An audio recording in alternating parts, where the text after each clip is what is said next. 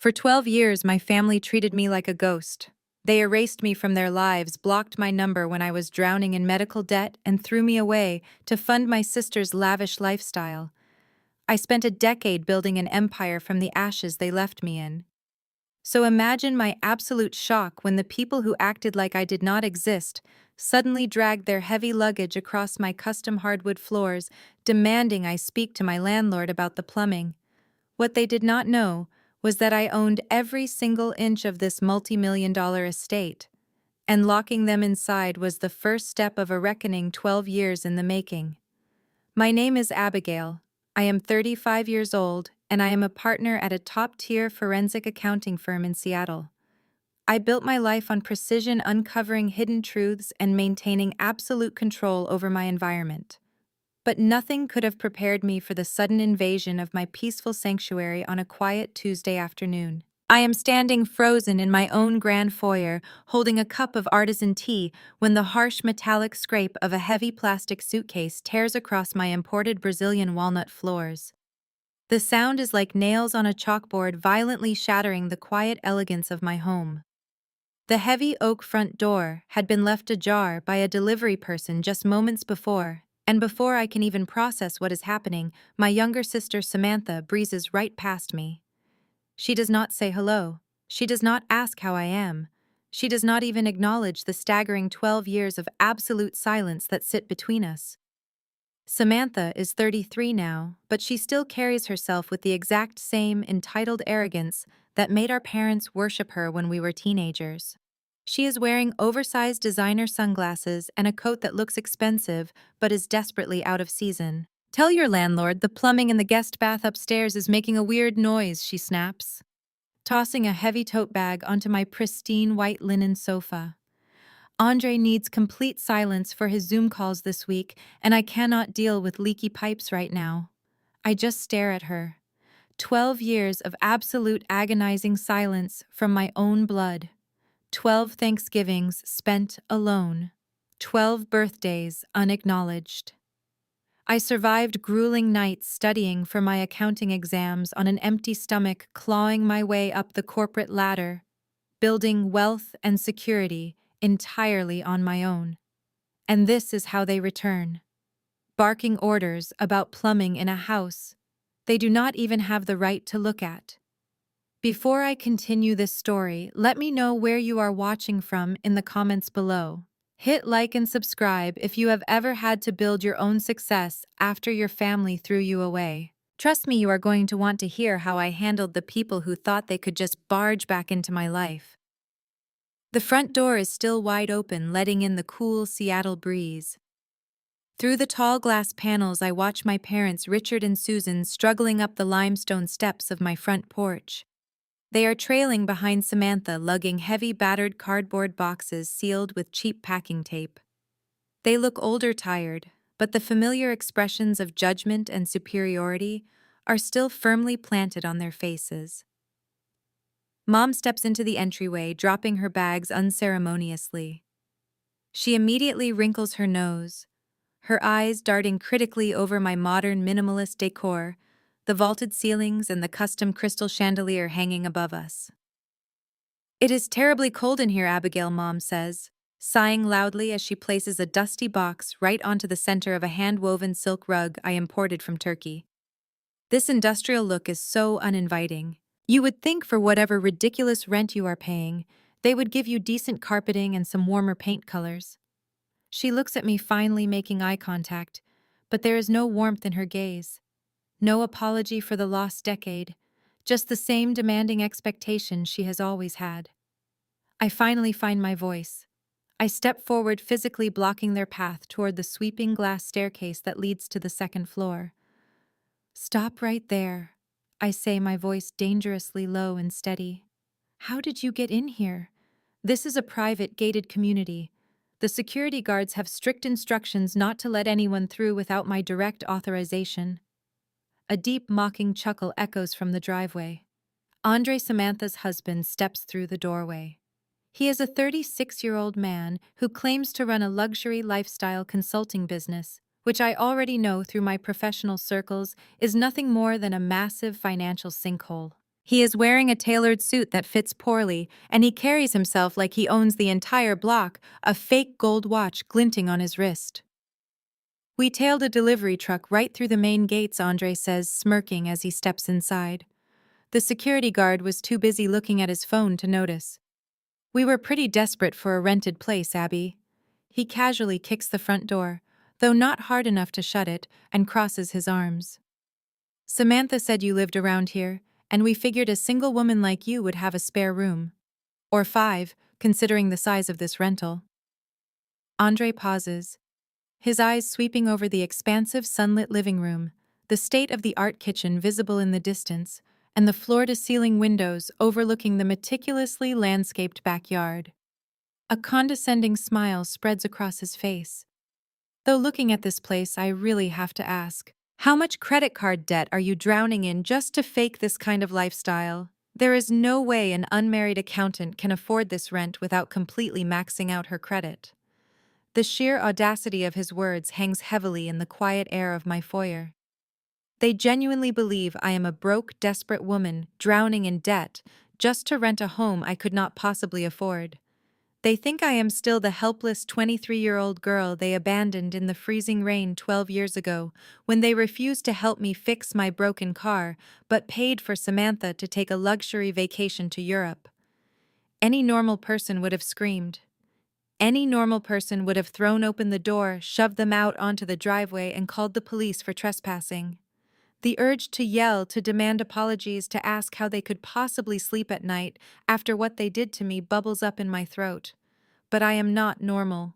I am a forensic accountant. I spend my days dismantling the lies of corrupt executives, untangling webs of financial deceit, and laying traps for people far smarter than Andre and Samantha. I look at my mother, who is already trying to rearrange the decorative pillows on my sofa to suit her outdated tastes.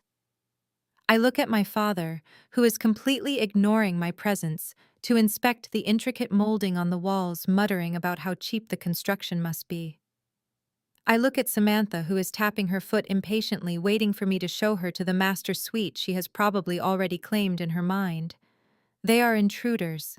They are parasites looking for a host. And they have just walked willingly into the home of the one person who has the power to destroy them completely. I do not kick them out. Instead, I calmly reach out, grab the heavy brass handle of my custom oak front door, and pull it shut. I slide the heavy metal deadbolt into place. The sharp, decisive click echoes loudly in the expansive foyer, sealing us all inside. You want to stay, I say quietly, a cold, empty smile forming on my lips. Okay, let us see how long you want to stay. The sharp, decisive click of the heavy metal deadbolt echoes loudly in the expansive foyer, but the sound completely fails to register with my mother.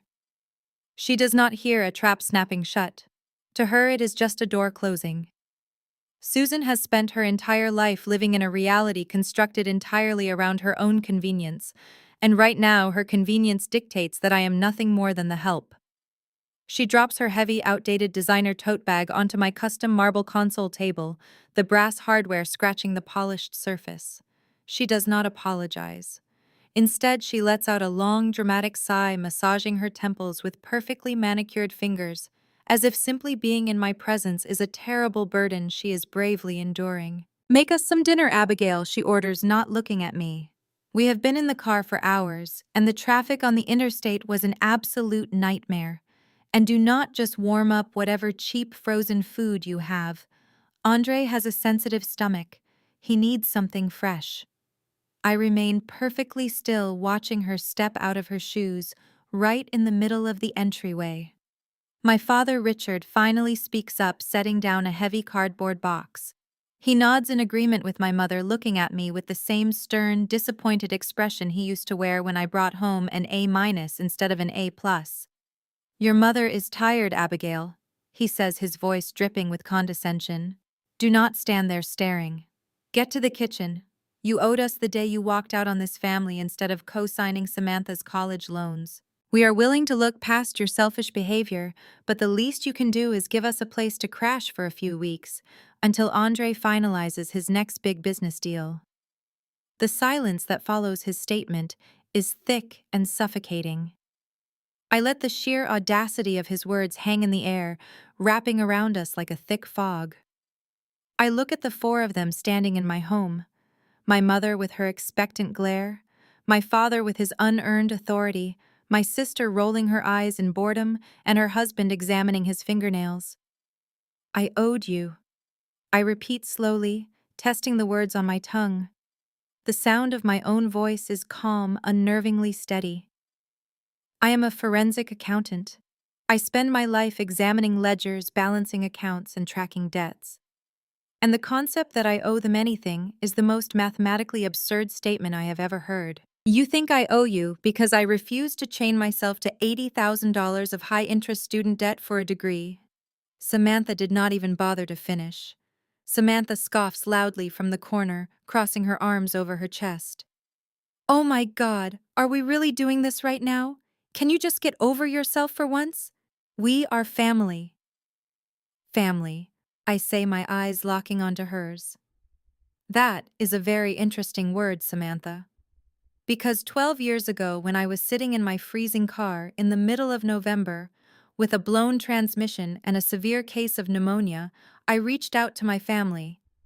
I had medical bills piling up from a hospital stay I could not afford. I had exactly $12 in my checking account. I called you Mom. I called you Dad. I begged for a $500 loan just so I could fix my car and get to my final exams. Do you remember what you told me? My mother shifts her weight uncomfortably, her eyes darting away for a fraction of a second before hardening again. We did not have the money, Abigail. Times were tough. You were an adult, you needed to learn how to stand on your own 2 feet. Times were not tough, I correct her, my voice rising just enough to command the entire room. You blocked my number. Both of you.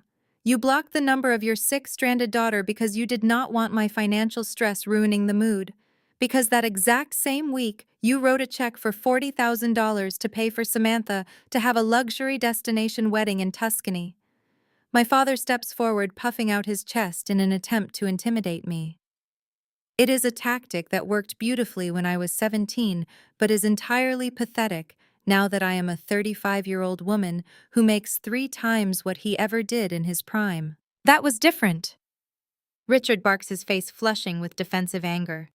Your sister was starting her life. She was marrying Andre. It was a milestone. You were just being difficult and dramatic as usual. We made the right choice then, and we are giving you a chance to make the right choice now. We need a place to stay. You have room. End of discussion. Andre chuckles softly, leaning against the wall. Come on, Abby. Do not hold a grudge over ancient history. We are here now. Let us just be a happy family. Point us to the bedroom so we can unpack.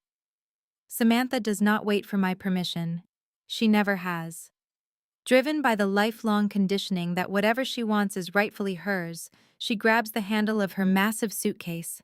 She steps around my father, her eyes fixed on the sweeping glass and steel staircase that leads to the second floor of my home.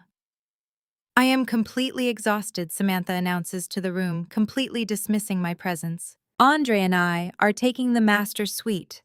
We are a married couple running a high-stress business, so we need the space, the privacy, and the ensuite bathroom. You can move your things to one of the guest rooms down the hall. Just make sure you clear out your closet. I have a lot of clothes to hang up. She takes one step toward the stairs, then a second. She fully expects me to step aside. She expects me to lower my head, retreat to the kitchen, and begin preparing a meal for the people who threw me away like garbage. She expects the beaten-down, desperately lonely girl from 12 years ago to surrender her own bed to keep the peace. I do not blink. I do not shout. I simply step forward, placing myself directly onto the bottom step of the staircase. I plant my feet firmly on the imported wood, squaring my shoulders. I become an unmovable physical barrier between the golden child and the sanctuary she is trying to claim. Samantha almost walks right into me. She stops abruptly, letting out an exasperated breath. Move, Abigail, she snaps, gesturing vaguely with her free hand. I am not in the mood for your power trips today.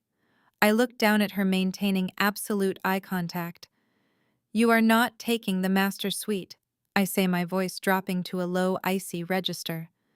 "You are not taking a guest room. You are not moving my things, and you are certainly not giving me orders in a house that does not belong to you." She stares at me, her mouth parting slightly in shock. For the first time since they forced their way through my front door, the illusion of their control begins to crack. The tension in the foyer spikes instantly, the air growing thick and heavy, as my sister realizes I am not the exact same victim she left behind. Samantha takes a slow, uncertain step backward. Her mouth opens and closes like a fish out of water, but no sound comes out. She looks over her shoulder at our parents, fully expecting them to step in and handle me the way they always did when we were younger. Whenever I had a toy, she wanted a larger piece of cake, or a college fund they needed to raid, to pay for her mistakes. My parents were always the enforcers. My father clears his throat, recognizing that brute force and Samantha's usual whining are not going to work here. He steps forward deliberately, placing himself between me and my sister. He reaches into the inside breast pocket of his heavy gray wool overcoat and pulls out a thick stack of papers. The document is folded in thirds and slightly crumpled at the edges, as if it has been shoved in and out of his pocket multiple times today.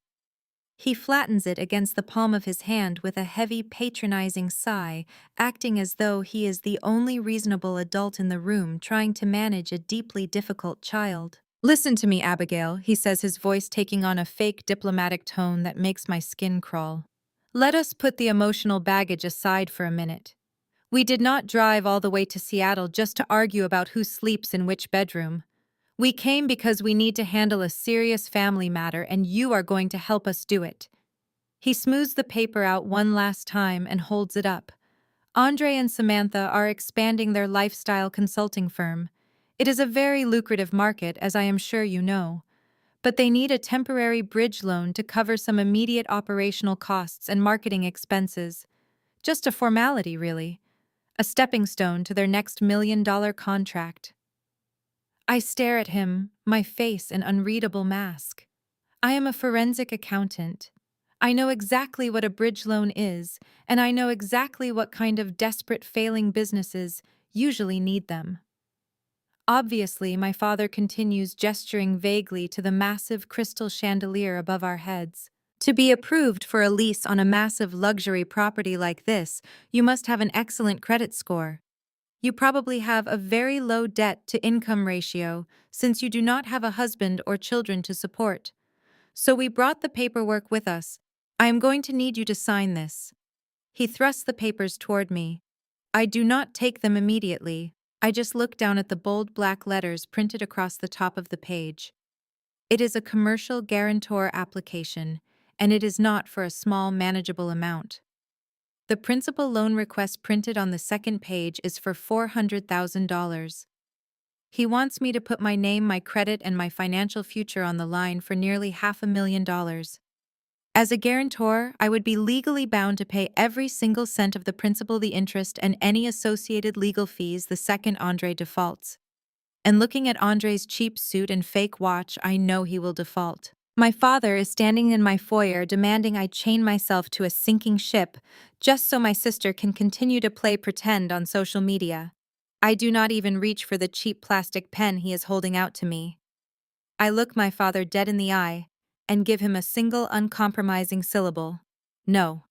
The veins in my father's neck immediately bulge against his white shirt collar. The fake diplomatic father figure vanishes in an absolute instant, completely replaced by the explosive, demanding tyrant that terrorized my entire childhood. His face turns a dark, dangerous shade of red, and he slams the papers down onto the marble console table. "This is exactly why we cut you off 12 years ago," he shouts, his voice echoing sharply off the high vaulted ceilings of my foyer. "You are completely selfish. You have always been selfish. You sit here hoarding your little accounting paycheck, playing house in a rented mansion, while your own sister is trying to build a real legacy." My mother steps up right beside him, nodding vigorously, her face twisted in disgust. "You should be ashamed of yourself, Abigail. Family helps family. Samantha would do it for you in a heartbeat. Do not lie to me, Mom, I snap back, my voice cutting through her whining like a freshly sharpened knife. Samantha would not give me a glass of water if my hair was on fire, and you know it. My father takes another aggressive step toward me, pointing a thick, shaking finger inches from my face. Andre is family now. You will support his business. You will sign this paper right now, or you are out of our lives again. Do you hear me? We will walk right out that door. We will never speak to you again, and you will die completely alone. Die alone. It is the ultimate threat. It is the exact same threat that used to keep me awake at night when I was a struggling 23-year-old girl, crying into a cheap pillow in a freezing apartment, wondering why I was so unlovable. It is the threat that was designed to break my spirit and force me into submission. But standing here today in the center of a $4.5 million estate that I bought with my own brilliance, my own sweat, and my own relentless grind, the threat does not hurt. It does not terrify me. In fact, it sounds like an absolute paradise. I let a moment of heavy silence pass, then I finally reach out and pick up the crumpled document from the marble table. My father lets out a smug little breath, adjusting his coat. He thinks he has won. He thinks the sheer volume of his voice has battered me into compliance, just like it always did when I was a teenager. Samantha smirks, already pulling her phone out, likely to start browsing for designer bags she plans to buy with my credit line. But I'm not looking at the signature line at the bottom of the page. My eyes are drawn directly to the top left corner of the document. I am staring at the logo of the financial institution they are trying to borrow from. First National Guardian Bank. A sound escapes my throat before I can even stop it. It starts as a quiet, breathy chuckle, but it quickly builds into genuine, unrestrained laughter. It is not a bitter laugh. It is not a hysterical laugh. It is the deep, echoing laughter of someone who has just realized they hold all the cards in the game. I am laughing so hard I actually have to step back and lean against the wooden banister of the staircase. My mother looks at me like I have lost my mind. Dad's smug expression falters, replaced by deep confusion and renewed anger. Samantha lowers her phone, her brow furrowing. But Andre does not look confused. Andre goes entirely, terrifyingly still. The arrogant posture he brought into my home completely evaporates. I wipe a small tear of genuine amusement from the corner of my eye. I reach into the pocket of my tailored blazer and pull out my smartphone. I unlock the screen, open the voice memo application, and press the bright red record button. I set the phone face up on the polished marble surface of the console table, right next to the fraudulent loan document. I look up, letting my laughter fade into a cold, predatory smile. Before I even consider putting my name on a legally binding document, I say, my voice dropping back to that dangerous, icy calm. Andre, why do you not explain to my parents why you are applying for a secondary bridge loan at First National Guardian? And while you are at it, why do you not explain to them exactly why your previous bank dropped your accounts entirely last month? The moment the words leave my mouth, the fake confidence drains completely from Andre's face. His eyes dart instantly to the smartphone resting face up on the polished marble console, the red recording timer ticking steadily upward. Raw, unfiltered panic sets in. He lunges forward, his large hand swiping aggressively across the table in a desperate attempt to snatch my phone. I am faster. I step back smoothly, picking up the phone and sliding it safely into the inside pocket of my tailored blazer, entirely out of his reach. The recording is still running perfectly. Do not touch my property, I warn him, my voice completely devoid of emotion but carrying a sharp edge of authority. Are you completely insane? Samantha shrieks, stomping her foot like a petulant toddler. She steps aggressively into my personal space, her face twisted into an ugly, unrecognizable mask of rage and embarrassment. You are literally recording us inside a private residence. You are so pathetic, Abigail. You have always been a jealous, lonely spinster. You cannot stand the fact that I have a husband who actually loves me and provides for me. You are just trying to ruin my marriage because no man will ever look twice at a cold, miserable woman like you. My mother immediately steps up to defend her golden child. Delete that recording right now, Abigail. Susan demands, pointing a trembling finger at me. This is a private family matter and you are acting like a lunatic. Give Andre the respect he deserves. Andre quickly straightens his cheap suit jacket, his chest heaving as he desperately tries to recover his shattered dignity. He forces a loud, booming laugh that sounds entirely hollow as it echoes against the vaulted ceilings of my grand foyer. Let her record, Susan, Andre says, waving his hand dismissively while shooting me a look of pure venom. I have absolutely nothing to hide from anyone. He turns to my father, instantly slipping back into his practiced slick salesman persona. Look, Richard, he begins using a patronizingly calm voice. I run a highly successful luxury lifestyle consulting firm. We clear high six figures annually. Everyone in the industry knows that scaling a business of this massive magnitude requires immediate capital. What I am experiencing is just a temporary cash flow adjustment due to unexpected market fluctuations.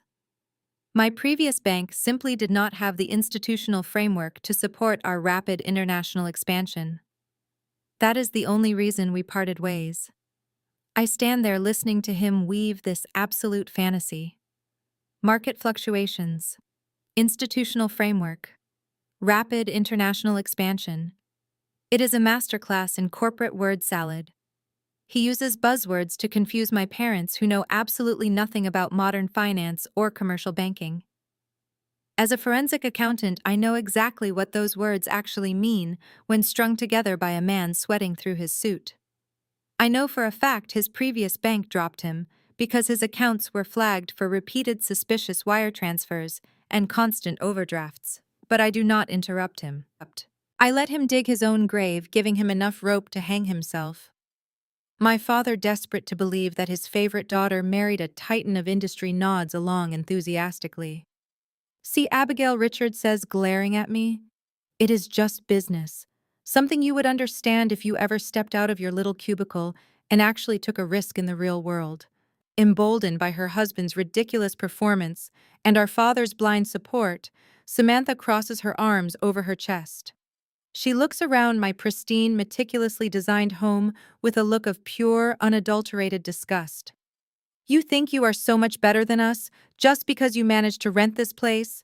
She sneers, her voice dripping with venom. But we all know how you actually afford this lifestyle. You are probably sleeping with the landlord to get a discount on the rent. Just like you probably slept your way into that accounting firm. She takes a step closer, lowering her voice into a vicious taunt. You have always been a complete fraud, Abigail. You cheated your way through your degree while I actually tried to make something of myself. You have no real talent. You just know how to manipulate people. The sheer blinding projection in her words is almost fascinating to witness. She is standing in a house I own, begging for my money while accusing me of being the fraud. The foyer goes dead quiet. My parents watch me closely, waiting for me to break down. They expect me to scream, to cry, or to fiercely defend my honor just like I did when I was a teenager, desperately seeking their approval. I do none of those things. I simply look at her, my expression completely deadpan. I did not cheat, Samantha. I say, my voice perfectly level and carrying clearly across the silent room. I just actually showed up to class, which was quite easy to do considering I did not spend my sophomore year forging Dad's signature on university withdrawal forms, so I could drop out without him knowing. The air is instantly sucked out of the expansive foyer. The sheer silence that follows my statement is so absolute that I can hear the faint hum of the smart refrigerator all the way in the custom kitchen. For 12 years, my parents have meticulously maintained a fabricated reality where Samantha is a brilliant, successful scholar, and I am the bitter, underachieving disappointment. With one sentence, I have taken a sledgehammer to the very foundation of their delusion. My father slowly turns his head. The aggressive, domineering posture he was directing at me just moments ago completely vanishes. He looks at his golden child with a mix of utter confusion and dawning horror. What is she talking about? Richard demands, his voice trembling slightly as he takes a step toward Samantha. You said you graduated. I paid your tuition in full. I paid your rent for your off-campus apartment for 4 straight years. What does she mean you dropped out? The perfect, untouchable facade of the golden child shatters right in front of my eyes. All the color drains from Samantha's face, leaving her pale and wide-eyed. She instinctively shrinks back against the heavy mahogany table, her manicured hands gripping the edges so tightly her knuckles turn white. For her entire life, she has never been held accountable for a single mistake. Now, trapped in my home, the truth is finally cornering her. She is lying, Samantha stammers, her voice pitching up into a frantic, desperate whine. Dad, do not listen to her. She is just making things up because she is jealous of my marriage. You know how she is. She has always been a pathological liar. I do not raise my voice. I do not need to. I simply fold my arms and deliver the facts with the clinical precision of a forensic audit. You dropped out halfway through your sophomore year, Samantha. You forged his signature on the academic withdrawal forms so the university would not send the notices to his home address. You kept taking his tuition checks for 2.5 years and funneled the money directly into a joint checking account to pay for your designer clothes, your vacations, and those expensive dinners you needed to maintain your fake influencer lifestyle. I know this because you literally bragged about it to me right before Mom blocked my number. You thought it was hilarious. My father looks like he has been physically struck. He raises a shaking hand to his mouth. That was over $80,000. He whispers, the reality of the financial betrayal finally sinking in. You told me you skipped your graduation ceremony because you had a terrible flu. You let me buy you a brand new car as a graduation present. Dad, please.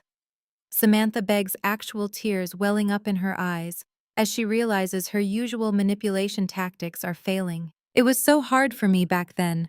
The professors were completely unfair. I was dealing with severe anxiety and nobody understood. I was going to tell you, I swear, but then I met Andre, and my life just took a different path. You cannot be mad at me for prioritizing my mental health. It is the classic golden child defense. Whenever she commits a terrible act, she instantly transforms herself into the victim. She expects the world to bend around her feelings, ignoring the massive destruction she leaves in her wake. Before my father can process the fact that his favorite daughter stole nearly $100,000 from him, the ultimate enabler steps in. My mother violently inserts herself between my father and Samantha, acting like a human shield. She wraps her arms around Samantha's shoulders, glaring at me with a hatred so pure it practically radiates off her skin. Stop interrogating your daughter, Richard, my mother shouts, her face contorted with rage. Are you really going to listen to this bitter, miserable woman? Abigail is just trying to tear this family apart? She has nothing else in her pathetic life, so she wants to destroy the beautiful bond we have. Samantha made a mistake when she was a child. It is in the past. We are not going to stand here and let Abigail hold an ancient grudge just to make herself feel important. It is a breathtaking display of cognitive dissonance. My mother is fully willing to ignore a massive, calculated financial fraud committed by her youngest daughter just to maintain the illusion that I am the enemy. She cannot accept the truth because accepting the truth would mean acknowledging that she destroyed her relationship with her only successful child to protect a parasite. My mother turns her furious gaze entirely on me. She lets go of Samantha and marches right up to where I'm standing at the base of the staircase. She points a finger directly at my chest. I am done playing these games with you, Abigail, she snaps, her voice harsh and commanding. We did not come here to listen to your vicious lies. You are a terrible sister and a deeply ungrateful daughter. We need a place to stay, and Andre needs a stable address to conduct his luxury consulting business. You clearly do not deserve a home like this. You are going to hand over your landlord's contact information right now. Andre, sensing an opportunity to regain control of the situation, quickly recovers his arrogant posture. He steps up beside my mother, adjusting his cheap tie and puffing out his chest.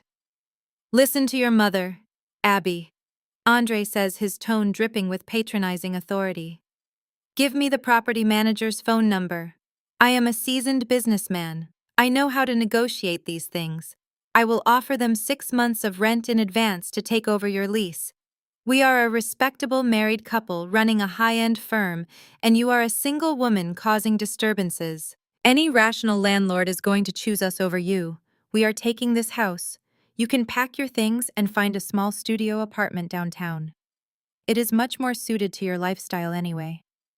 They are standing in my foyer completely oblivious to their own impending doom, demanding that I facilitate my own eviction so they can steal my home. The absolute entitlement is so staggering it almost borders on comedy. They genuinely believe they can simply command the universe to hand them my accomplishments. I look at my mother's furious, demanding face. I look at Andre's smug, punchable smirk. I look at Samantha, who is peeking out from behind our father, a triumphant little sneer returning to her lips now that she thinks she has successfully deflected the blame back onto me. They are a pack of wolves who think they have cornered a wounded deer. They have absolutely no idea they just walked into a steel trap. I do not yell at my mother. I do not try to explain the basic concepts of basic human decency to her, because I know she is entirely incapable of understanding them. Instead, I slowly turn my head and glance at the digital smart home security panel mounted on the wall next to the front door. The high-definition screen displays the live feed from the security cameras positioned at the end of my long private driveway. I watch as a dark SUV with official government plates quietly pulls up to my front gate. Two figures step out of the vehicle. They are wearing dark suits, heavy tactical vests, and gold badges that catch the late afternoon sun. They do not bother buzzing the intercom. They simply scan a digital warrant on their tablet, and the massive wrought iron gates of my estate slowly swing open. I turn my attention back to my family. I look directly into Andre's arrogant eyes, letting a completely serene, untouchable smile spread across my face. I do not have a landlord. I say, my voice smooth as glass, carrying a deadly calm that finally makes the smirk wipe clean off Andre's face. But you are about to have a very interesting conversation with the people walking up my driveway. Right on cue, a heavy, authoritative fist pounds 3 times on my solid oak front door. The doorbell rings, a sharp, echoing chime that cuts through the tension in the foyer like a blade. I reach out and smoothly disengage the heavy metal deadbolt I locked just minutes ago. I pull the solid oak front door open, letting the cool afternoon air sweep into the stifling foyer. Standing on my limestone porch are 2 uniformed deputies from the county sheriff's department. They are tall, imposing, and wearing full tactical gear, their utility belts heavy with equipment. They are not local private security. They are the real deal, and their presence instantly drains whatever false bravado was left in the room. My mother lets out a sharp, genuine gasp, her manicured fingers instantly digging into my father's heavy wool coat. She shrinks back against the mahogany console table, completely terrified by the sudden appearance of law enforcement. Behind her, Andre turns violently pale.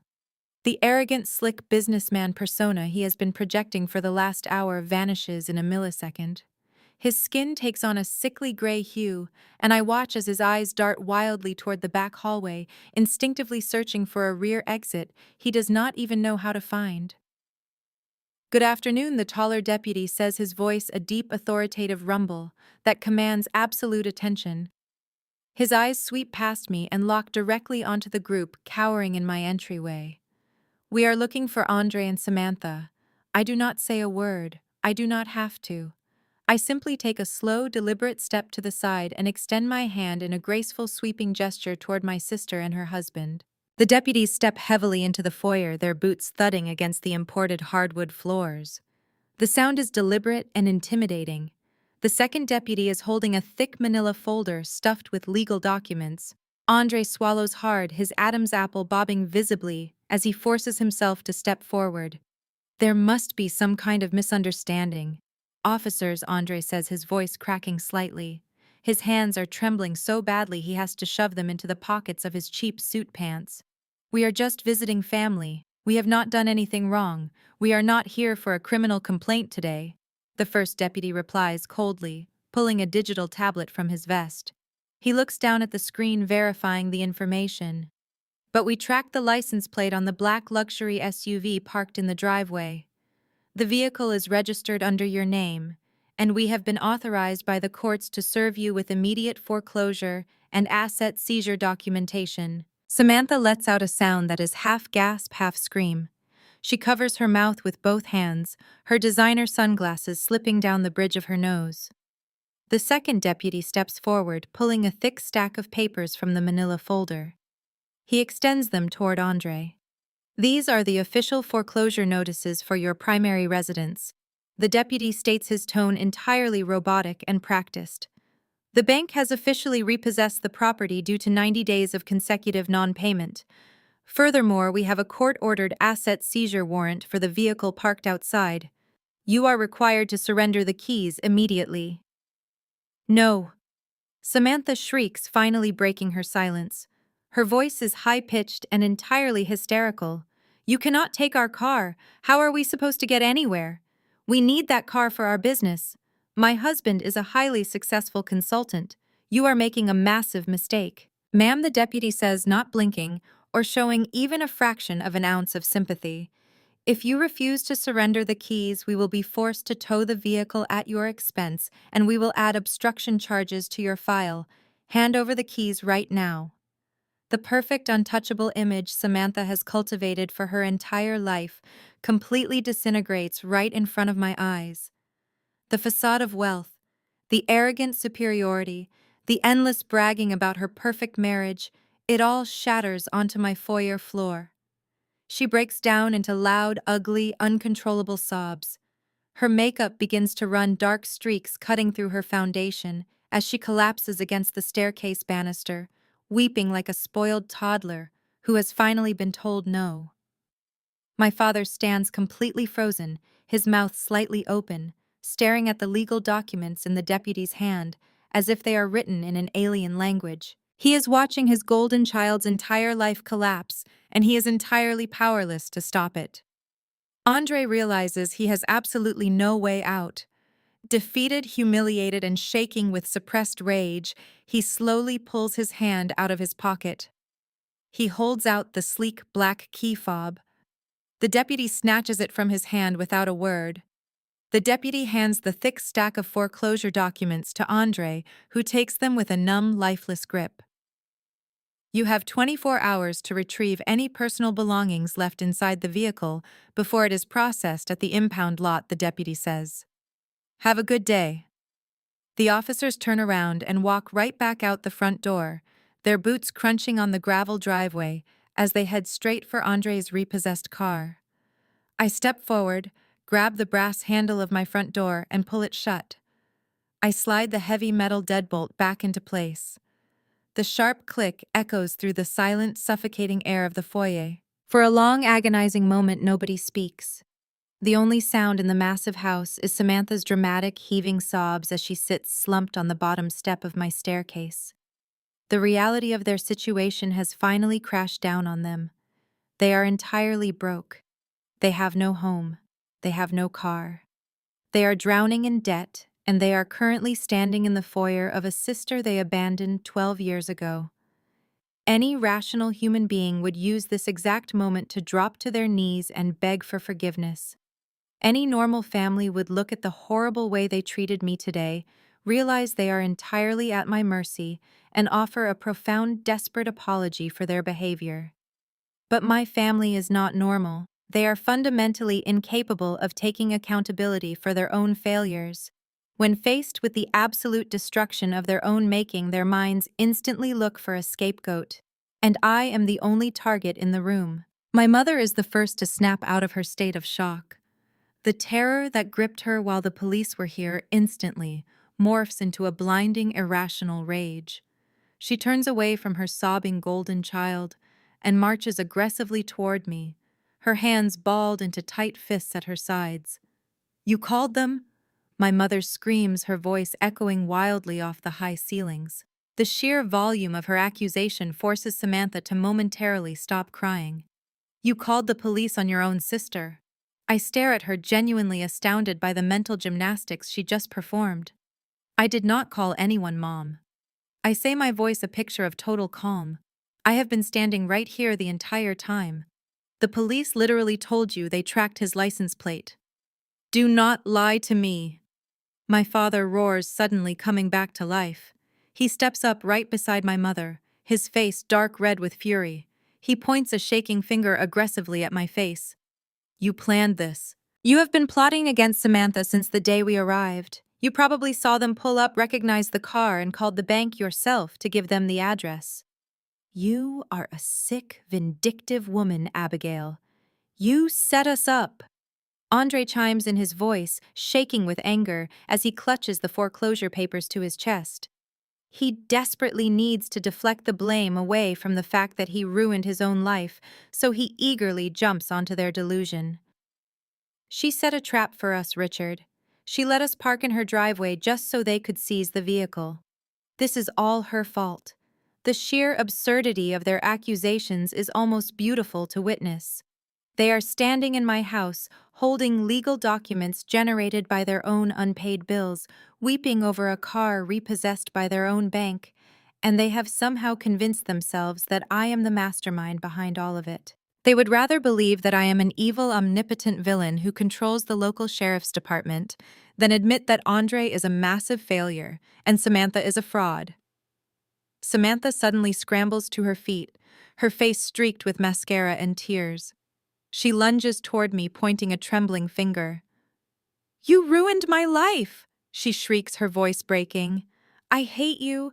I have always hated you. You are supposed to be my sister. You are supposed to protect me. You have all this money, you have this massive house, and you just stood there and let them take everything from me. She takes a step closer, her eyes blazing with a toxic mix of entitlement and pure hatred. You are going to fix this right now, Abigail. You are going to call the bank, you are going to pay whatever that balance is, and you are going to get my car back. And then you are going to write a check to save our house. You owe me. You owe this family. If you do not fix this right now, I swear I will make sure everyone knows exactly what kind of monster you really are. I look at the four of them. They have formed a tight, aggressive semicircle around me, trapping me against the console table. Their faces are twisted with rage, entitlement, and a terrifying lack of reality. They are demanding that I drain my own hard-earned accounts to save them from the consequences of their own actions. They have learned absolutely nothing. The smile that slowly spreads across my face is not a happy one. It is the cold, calculated smile of a woman who is about to drop the final devastating weight onto a crumbling bridge. I let the silence stretch for a long moment, allowing their outrageous demands to hang heavily in the air. My father steps forward, his previous panic completely replaced by a cold, calculating determination. He has already done the math in his head. He looks at my imported furniture, the high ceilings and the sheer scale of the house, and he decides that my financial security is the solution to his favorite daughter's massive failure. You are going to fix this right now, Richard says, his voice dropping into the same authoritative tone he used to use when grounding me in high school. You are going to liquidate whatever you need to liquidate. Stocks, bonds, retirement accounts. I do not care. You are going to transfer $400,000 into Andre's account by the end of the business day tomorrow. He crosses his arms, looking at me as if he is presenting a perfectly logical business proposal rather than demanding I ruin my own life. You are single, Abigail, he continues, gesturing dismissively at my empty foyer. You have no husband. You have no children. You do not need this kind of money sitting around doing nothing. Your sister is about to be on the street. It is time for you to finally step up and be a useful part of this family. My mother immediately joins in, moving to stand shoulder to shoulder with him. She nods emphatically, her eyes completely devoid of any empathy for me. Exactly, Susan says, her voice sharp and scolding. It is your duty as a sister to fix this. Samantha is a married woman. She has a certain lifestyle to maintain, an image to uphold in her social circles. You cannot possibly expect her to go from living in a luxury home to scraping by in some tiny apartment. What would our friends think? It is a stunning revelation of their true priorities. They do not care that Andre just committed massive financial fraud. They do not care that he was running a fake business or that their precious golden child has been living a complete lie. They only care about preserving the illusion of Samantha's success and they fully expect me to set myself on fire just to keep her warm. I look at Samantha, who has stopped crying just long enough to watch me expectantly. She actually believes I am going to do it.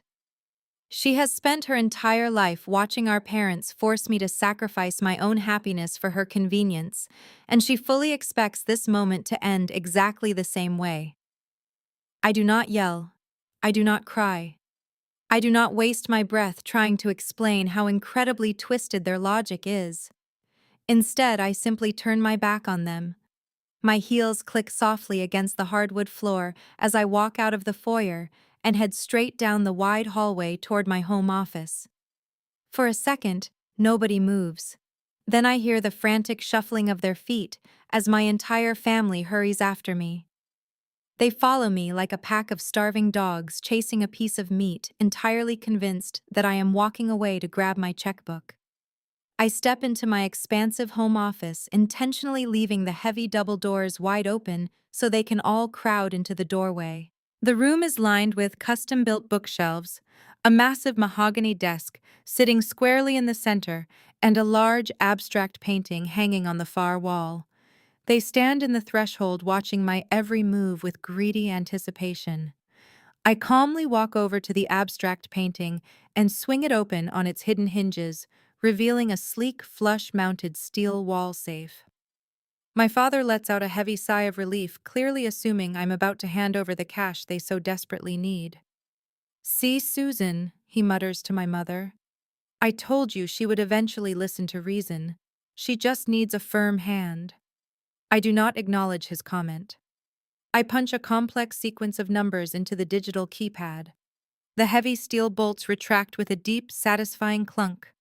I pull the heavy door open and reach inside, bypassing the jewelry boxes and stacks of emergency cash. I pull out a single, heavily redacted financial dossier. I turn around to face my family leaning casually against the edge of my desk.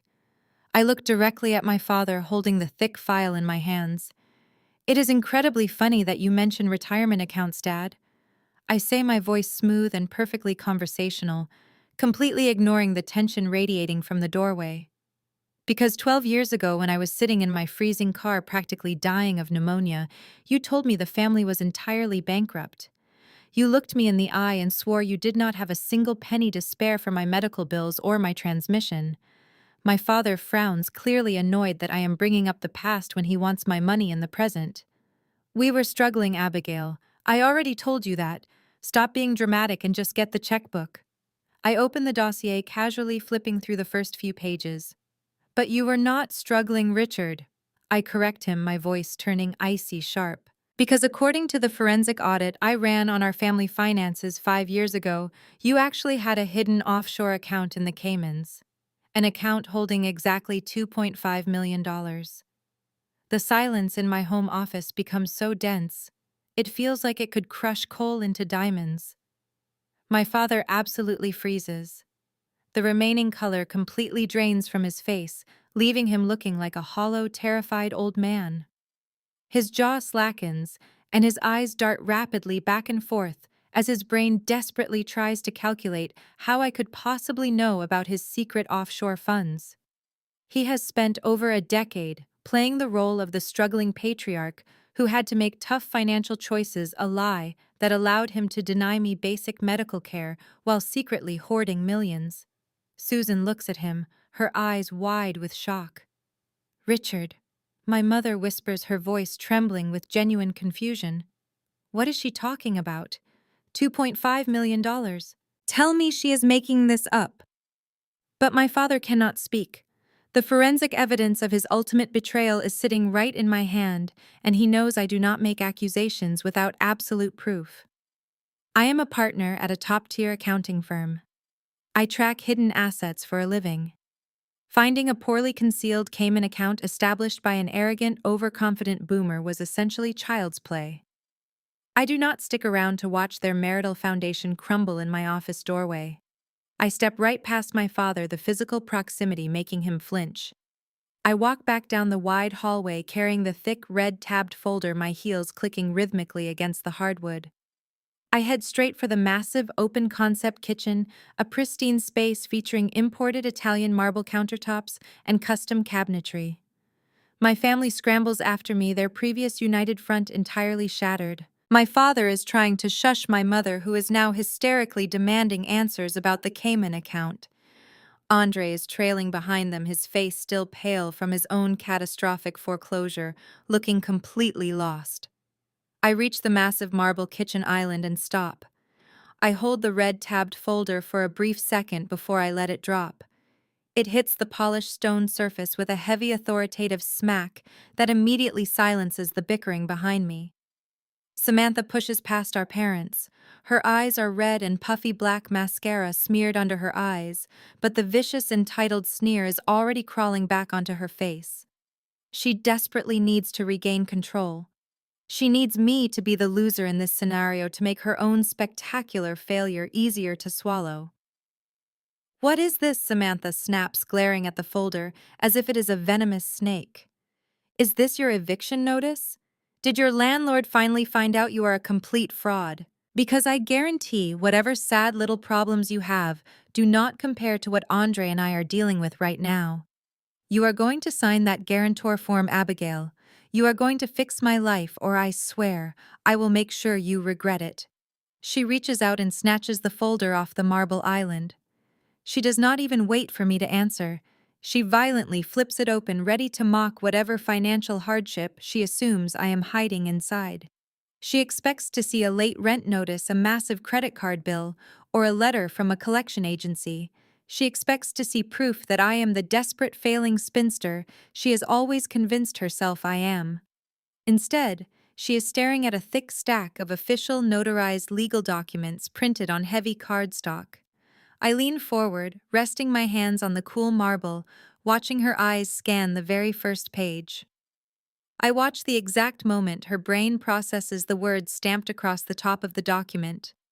Warranty deed. Her eyes dart down to the property address. It is the address of the multi-million-dollar estate we are currently standing inside. She swallows hard, her throat clicking audibly in the quiet kitchen. She moves to the next line, looking for the name of the property owner. Her eyes lock onto the bold capitalized letters. Abigail. My full legal name. She flips frantically to the second page, her hands starting to shake. She is looking for the lien holder. She is looking for the name of a bank, a mortgage lender, a trust fund, anything to prove that I owe someone money for this house. She is looking for the proof that I am drowning in debt just like she is. She finds nothing. The section for encumbrances and liens is completely blank. The property is owned free and clear, paid in full, no mortgage, no landlord. The paper begins to violently tremble in her hands. The vicious sneer melts off her face, replaced by a look of sheer unadulterated horror. She realizes she is not standing in a rental property. She is standing inside my fortress. She realizes I do not owe anyone anything, and she just spent the last hour demanding I hand over the keys to a kingdom she could never even dream of affording. My father steps up beside her, leaning over her shoulder to look at the documents. He reads the exact same lines she just did. He lets out a sharp, ragged breath, his hands gripping the edge of the marble island to steady himself. "This cannot be right," my father mutters, his voice cracking. "This has to be a fake. There is absolutely no way you bought this place outright. The property taxes alone would bankrupt you." I tilt my head, a slow, predatory smile spreading across my face. I do not raise my voice, but every single word I speak lands like a physical blow. "The house is worth $4.5 million, Samantha," I say, letting the staggering number ring in her ears. "And my name is the only one on the deed. There is no bank. There is no landlord. I own the ground you are standing on. I own the roof over your head, and I am entirely immune to your pathetic threats." The absolute silence that falls over my kitchen is thick enough to choke on. The warranty deed rests on the polished marble island, the undeniable proof of my complete financial independence, staring them right in the face. Samantha slowly lets go of the heavy cardstock. The paper slides a few inches across the stone surface before coming to a complete stop. She looks around my massive custom-designed kitchen, as if seeing it for the very first time. She is no longer looking at a rental she can steal. She is looking at an empire she can never touch. Then the dynamic in the room violently and grotesquely shifts. It happens in the blink of an eye. The furious, demanding pack of wolves realizes they have completely misjudged their prey. They realize that bullying, shouting, and threatening will not work on a woman who holds more wealth and power than all of them combined. So they instantly switch to the only other tactic they know: manipulation. My mother is the first to pivot. The blinding, irrational rage that had distorted her face just moments ago vanishes completely wiped clean, as if it had never existed. Her eyes widen, and they immediately fill with thick, glistening tears. It is the most terrifying, deeply unsettling psychological transformation I have ever witnessed. She clasps both of her hands over her heart, letting out a wavering, dramatic gasp. "Oh my God, Abigail!" My mother whispers, her voice trembling with entirely manufactured emotion. "Oh, my beautiful, brilliant girl, look at what you have built. Look at this incredible home." She takes a slow step toward me, wiping a fake tear from her cheek. "I always knew you had it in you," she continues, her voice dripping with a sickeningly sweet tone that makes my stomach physically turn. "I always knew you were going to be a star. That is why your father and I had to be so hard on you 12 years ago. We knew that if we bailed you out, you would never learn how to truly push yourself. We gave you the gift of independence, Abigail. We gave you tough love so you could become this powerful, successful woman. And look at you now. We are just so incredibly proud." I stare at her, my face a completely blank mask, feeling absolutely nothing but clinical fascination. She is actually trying to rebrand a decade of vicious emotional neglect and financial abandonment as a calculated parenting strategy. She is trying to claim credit for the success I built out of the sheer desperate need to survive the trauma she inflicted on me. It is a masterclass in narcissistic delusion. Before I can even process the breathtaking audacity of my mother's lies, Andre completely changes his tune. The devastating reality of his repossessed luxury vehicle and foreclosed home is still sitting right outside my front door, but his eyes are now locked onto me with the ravenous hunger of a starving man looking at a feast. He quickly smooths down the lapels of his cheap suit jacket, stands up straight, and forces a wide, charismatic smile onto his face. "Wow," Andre says, letting out a low whistle as he shakes his head in exaggerated disbelief. "Abby, sister, I really have to hand it to you. You played that perfectly. You completely got us." He steps right up to the marble island, resting his hands on the surface, leaning in close as if we are suddenly best friends, sharing a brilliant inside joke. "I have to admit, I am incredibly impressed," he continues, his salesman voice clicking into overdrive. "It takes a serious high-level intellect to acquire a property of this magnitude without carrying a mortgage. You clearly have an exceptional understanding of asset management, which means you are exactly the kind of visionary I have been looking for." He pauses, waiting for me to smile, waiting for me to fall for his pathetic charm. When I remain entirely motionless, he plows ahead anyway. "Listen, Abby. Since you are clearly loaded, you understand the value of a high-yield investment. My consulting firm is on the verge of a massive international breakthrough. The market fluctuations I mentioned earlier are just a minor speed bump. If you were to step in right now as an angel investor, say, an immediate cash injection of $500,000, I could guarantee you a 20% return by the end of the fourth quarter. We would be unstoppable. We could build a family dynasty together." I look at this man. His car was just towed away by the sheriff's department. His house belongs to the bank. He is drowning in hundreds of thousands of dollars of fraudulent debt, and he is standing in my kitchen pitching me a Ponzi scheme and calling me sister. The absolute lack of shame is staggering. My mother senses that Andre's aggressive sales pitch is not working, so she decides to escalate her emotional performance. She steps around the kitchen island, closing the physical distance between us. She throws her arms open wide, her face stretched into an agonizingly fake smile of maternal warmth. "We are just so happy we found you, Abigail," she coos, stepping right into my personal space. Let us put all this silly misunderstandings behind us. We are family. Come here and give your mother a hug. She reaches for me. Her hands covered in expensive rings purchased with my father's stolen money extend toward my shoulders. I react with pure, visceral instinct. The thought of her hands on me, the thought of accepting a fake embrace from the woman who watched me freeze and starve 12 years ago makes my blood run cold. I physically recoil, stepping sharply backward. I raise my right hand palm facing outward, creating a rigid, impenetrable barrier between us. Do not touch me, I warn her. My voice is not loud, but it slices through the kitchen like a razor blade. It carries a promise of immediate, severe consequences. My mother freezes mid-step. Her arms drop awkwardly to her sides.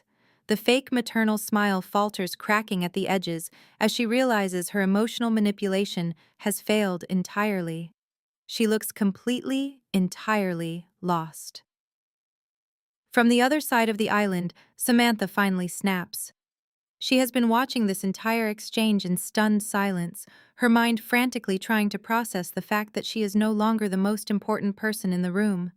She cannot handle the fact that our mother is fawning over me. She cannot handle the fact that her husband is begging me for a bailout. And most importantly, she cannot handle the absolute, undeniable proof that I am vastly more successful than she will ever be. Her face contorts into a mask of pure, unadulterated viciousness. The tears dry up instantly, replaced by the same toxic, hateful entitlement she has wielded her entire life. Stop begging her! Samantha shrieks, her voice echoing wildly against the custom cabinetry. She slams her hand flat onto the marble island, glaring at our mother and her husband.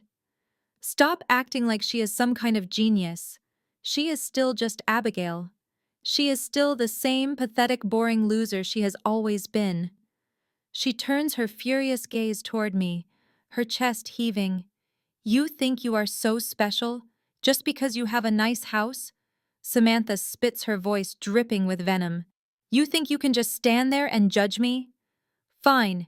Keep your stupid house. Keep your stupid money. We do not need you. We never needed you. I would rather sleep in a cardboard box on the street than take a single dime from you. She spins around, her hair whipping across her shoulders, and marches right up to our father. Richard has been standing in the background this entire time, still completely paralyzed by my earlier revelation about his hidden Cayman Island accounts. He looks physically ill, sweat beading on his forehead, his breathing shallow and rapid. Samantha grabs his arm, shaking him slightly to pull him out of his trance. Tell her dad. Samantha demands, her voice rising in a frantic, desperate pitch. Tell her we do not need her pathetic charity. You can just bail us out, right, Dad? You have the money. You always have the money.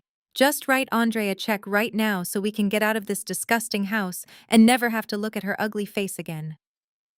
She looks up at our father with total blind faith. For 33 years, Richard has been her personal ATM. He has funded every failure, paid for every mistake, and bought her way out of every consequence. She fully expects him to reach into his coat pocket, pull out his checkbook, and magically erase the $400,000 of debt hanging over her head. I watch my father's face. I watch as the sheer crushing weight of reality finally breaks him. He looks down at his favorite daughter, the golden child he sacrificed my future to protect, and he cannot even form a single word. He knows that his secret is out. He knows that the money he hid from his own family is no longer safe. I let the silence stretch for just a moment longer, savoring the absolute desperation radiating from my sister. Then I tilt my head, allowing a slow, terrifyingly calm smile to spread across my face. About that, I say, my voice cutting cleanly through the heavy tension in the room. I slowly pick up the second folder I brought from my office, the one bearing the official embossed seal of my forensic accounting firm. I slide it across the smooth marble surface, stopping it right in front of Andre. Why do you not open that folder, Andre? And then you can explain to your wife exactly why her father cannot bail you out. The heavy navy blue folder rests perfectly centered on the marble island. Andre does not immediately reach for it. His eyes are locked onto the embossed silver logo of my financial firm, pressed into the thick cardstock. He recognizes that logo. Anyone operating in the high-stakes financial sector in Seattle recognizes it. We are the firm the federal government calls when they need to untangle the most complex, deeply buried financial crimes in the country. Open it, Andre. I say, my voice perfectly calm and steady. You said you were looking for an investor. You said you wanted to show me your financials. Well, I have already seen them, all of them. His hand is trembling so violently that his heavy gold watch clinks against the marble surface as he reaches for the folder. He flips the cover open. The very first page is a federal audit summary report. It is stamped with the official seal of the Department of Justice, and right below that, listed as the lead forensic investigator, is my name. Andre stumbles backward as if he has just been physically struck. His expensive leather shoes slip against the polished hardwood floor. He collides heavily with the stainless steel refrigerator, his breathing instantly turning ragged and shallow. He looks at me, his eyes wide with a terror so profound it is almost suffocating to witness. He knows exactly what that document means. He knows his entire life is over. Samantha looks back and forth between her husband and the folder. The vicious, demanding energy she had just seconds ago begins to falter, replaced by deep, creeping confusion. "What is that?" she demands, her voice shrill and panicked. "Andre, what is she showing you? What does that piece of paper say?" He cannot answer her. He is hyperventilating, his hands pulling frantically at the collar of his dress shirt as if he is suddenly choking. "Since your husband has suddenly lost his ability to speak, I will explain it to you, Samantha," I say, stepping around the kitchen island. I am not just a wealthy woman. I do not just manage accounts or balance ledgers. I am the lead forensic accountant contracted by the federal government to investigate severe commercial fraud. And for the last 6 months, my team has been conducting a massive, comprehensive audit of a specific network of shell companies operating out of the Pacific Northwest. I stop a few feet away from them, folding my arms across my chest. A network of shell companies, I continue, that just so happen to be registered under the name of your husband's luxury lifestyle consulting firm. My mother lets out a sharp, confused breath. Susan looks at Andre, then at me. "That is impossible," she says, her voice shaking. "Andre runs a legitimate business. He has international clients. He told us." "He lied to you, Mom," I reply, not breaking eye contact with Andre. "He lied to all of you. He does not have international clients. He does not have a consulting firm. He has a meticulously constructed Ponzi scheme designed to funnel money from new lenders to pay off old debts. He has been falsifying tax returns, forging wire transfers, and creating fake invoices for services that absolutely never existed." "You are lying!" Samantha screams, slamming her hands over her ears, as if she can physically block out the truth. "You are just saying this to scare us. You are trying to ruin my husband because you are jealous." "I am not jealous, Samantha," I say coldly. "I am thorough. And the federal government is even more thorough. I know exactly where every single dollar went. I know about the $80,000 he wired to an offshore gambling syndicate in Macau last October.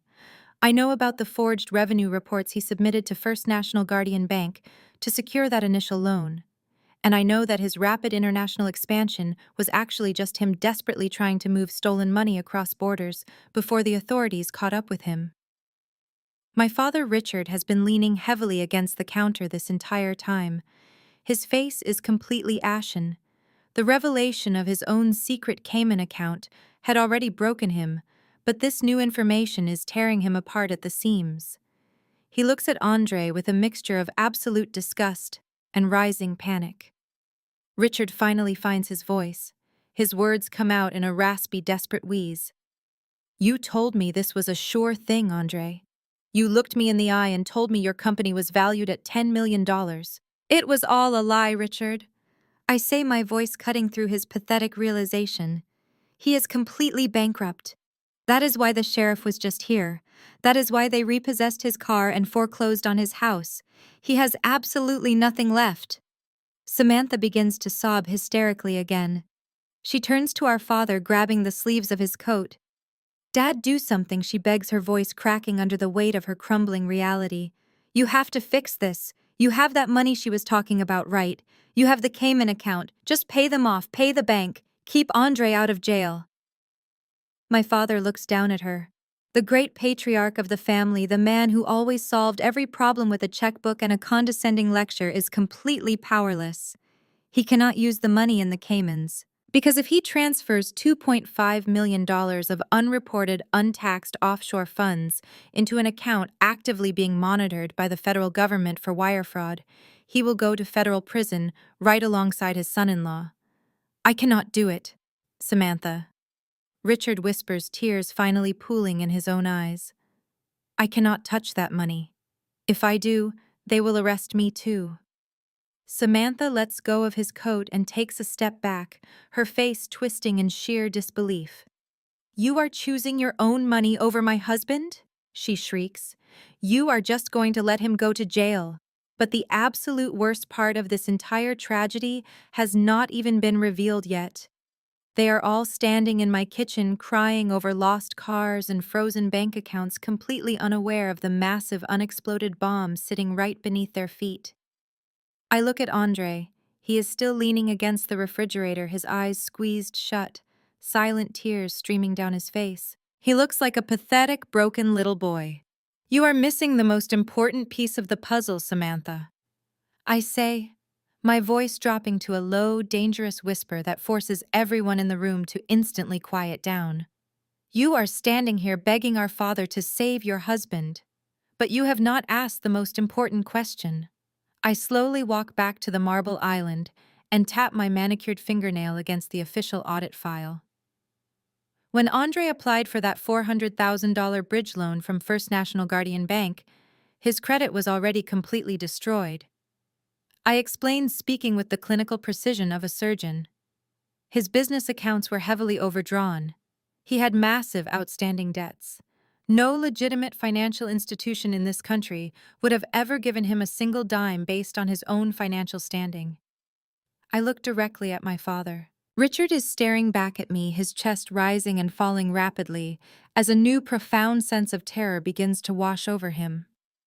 In order to secure a commercial loan of that magnitude, I continue, a borrower with a catastrophic credit history is legally required to provide substantial physical collateral, something of equal or greater value that the bank can seize if the loan defaults. The kitchen goes dead silent. The only sound is the frantic, ragged breathing of my father and the soft hum of the appliances. I turn my gaze back to the man cowering against the refrigerator. Tell them, Andre, I demand, my voice ringing out with absolute authority. Do not stand there crying like a coward. You wanted to be a big-shot businessman. You wanted to brag about your high six-figure lifestyle in my house. So tell them the truth. Andre shakes his head frantically, pressing his hands over his face. No, he sobs, his voice muffled and pathetic. Please, Abby, do not do this. Please. Tell them, I say again, slamming my hand flat against the marble island with a loud crack that makes my mother jump. Tell Dad exactly what property deed you forged and used as collateral for your last fraudulent loan. Andre squeezes his eyes shut and presses the palms of his hands violently against his face. A low, pathetic whimper escapes his throat, vibrating against the stainless steel surface of my refrigerator. He is completely paralyzed by cowardice. The slick, confident businessman who marched into my home less than an hour ago demanding I sign my life away to fund his delusions has been reduced to a trembling shell. He cannot even look at the man he destroyed. Since he is too much of a coward to say it aloud, I say, my voice slicing cleanly through the thick, heavy silence of the kitchen. I turn my gaze away from the pathetic display of my brother-in-law and look directly at my father. Richard is gripping the edge of the marble island so tightly that his knuckles have turned completely white. His breathing is shallow and rapid. He is a man bracing for an impact he knows he cannot survive. He forged your signatures, Dad, I tell him, enunciating every single syllable, so there is absolutely no room for misunderstanding. Both yours and Mom's. He put your house up as collateral. My mother lets out a sound that is somewhere between a gasp and a choke. She stumbles backward, her expensive designer heels clicking clumsily against the hardwood floor, until her back hits the custom cabinetry. Our house, Susan whispers, her eyes darting frantically between me and my father. Richard, tell me she is lying.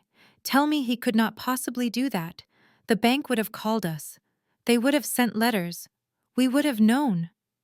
They did send letters, Mom, I reply smoothly, maintaining a completely detached clinical tone. The bank sent dozens of letters. They sent certified mail warning notices and default declarations. They did everything legally required of them. But you never saw a single piece of that paperwork. I shift my attention to Samantha. My sister is standing frozen in the center of the kitchen, her mascara-stained face contorted in a mask of sheer panic. Because Samantha still has a key to your house. I continue, pointing a manicured finger directly at the golden child. She visits you multiple times a week. She comes over for lunch, she does her laundry in your basement, and she always makes sure to check the mail for you. It is incredibly easy to intercept critical bank correspondence when your parents trust you blindly and unconditionally. I did not know, Samantha shrieks, her voice cracking violently as she frantically shakes her head. She takes a step away from Andre, instinctively trying to distance herself from the radioactive fallout of his crimes. I swear I did not know what was in those envelopes. Andre just asked me to grab the bank letters so he could handle your financial planning. He told me it was a surprise. He told me he was setting up a massive retirement fund for you both. A surprise, I repeat, letting out a short, hollow laugh that holds absolutely zero humor. And you never once questioned why you were suddenly taking lavish trips to the Bahamas, buying imported cars, and carrying $30,000 handbags right after he started intercepting our parents' mail. You knew, Samantha. You knew exactly what was happening. Or at the very least, you willfully chose not to ask any questions because spending the stolen money felt far too good. No, Samantha sobs, dropping to her knees on my pristine floor. Dad, please, you have to believe me. I would never do that to you. I am your daughter. But Richard is not looking at her. For the first time in his entire life, the great patriarch of the family is not rushing to comfort his golden child. His eyes are locked onto the warranty deed resting on my kitchen island, and then slowly, agonizingly, they shift to the federal audit folder I brought out. I watch the exact moment my father realizes he is effectively homeless. The psychological collapse happens right in front of my eyes. The house he just lost was not just a piece of real estate. It was his entire identity.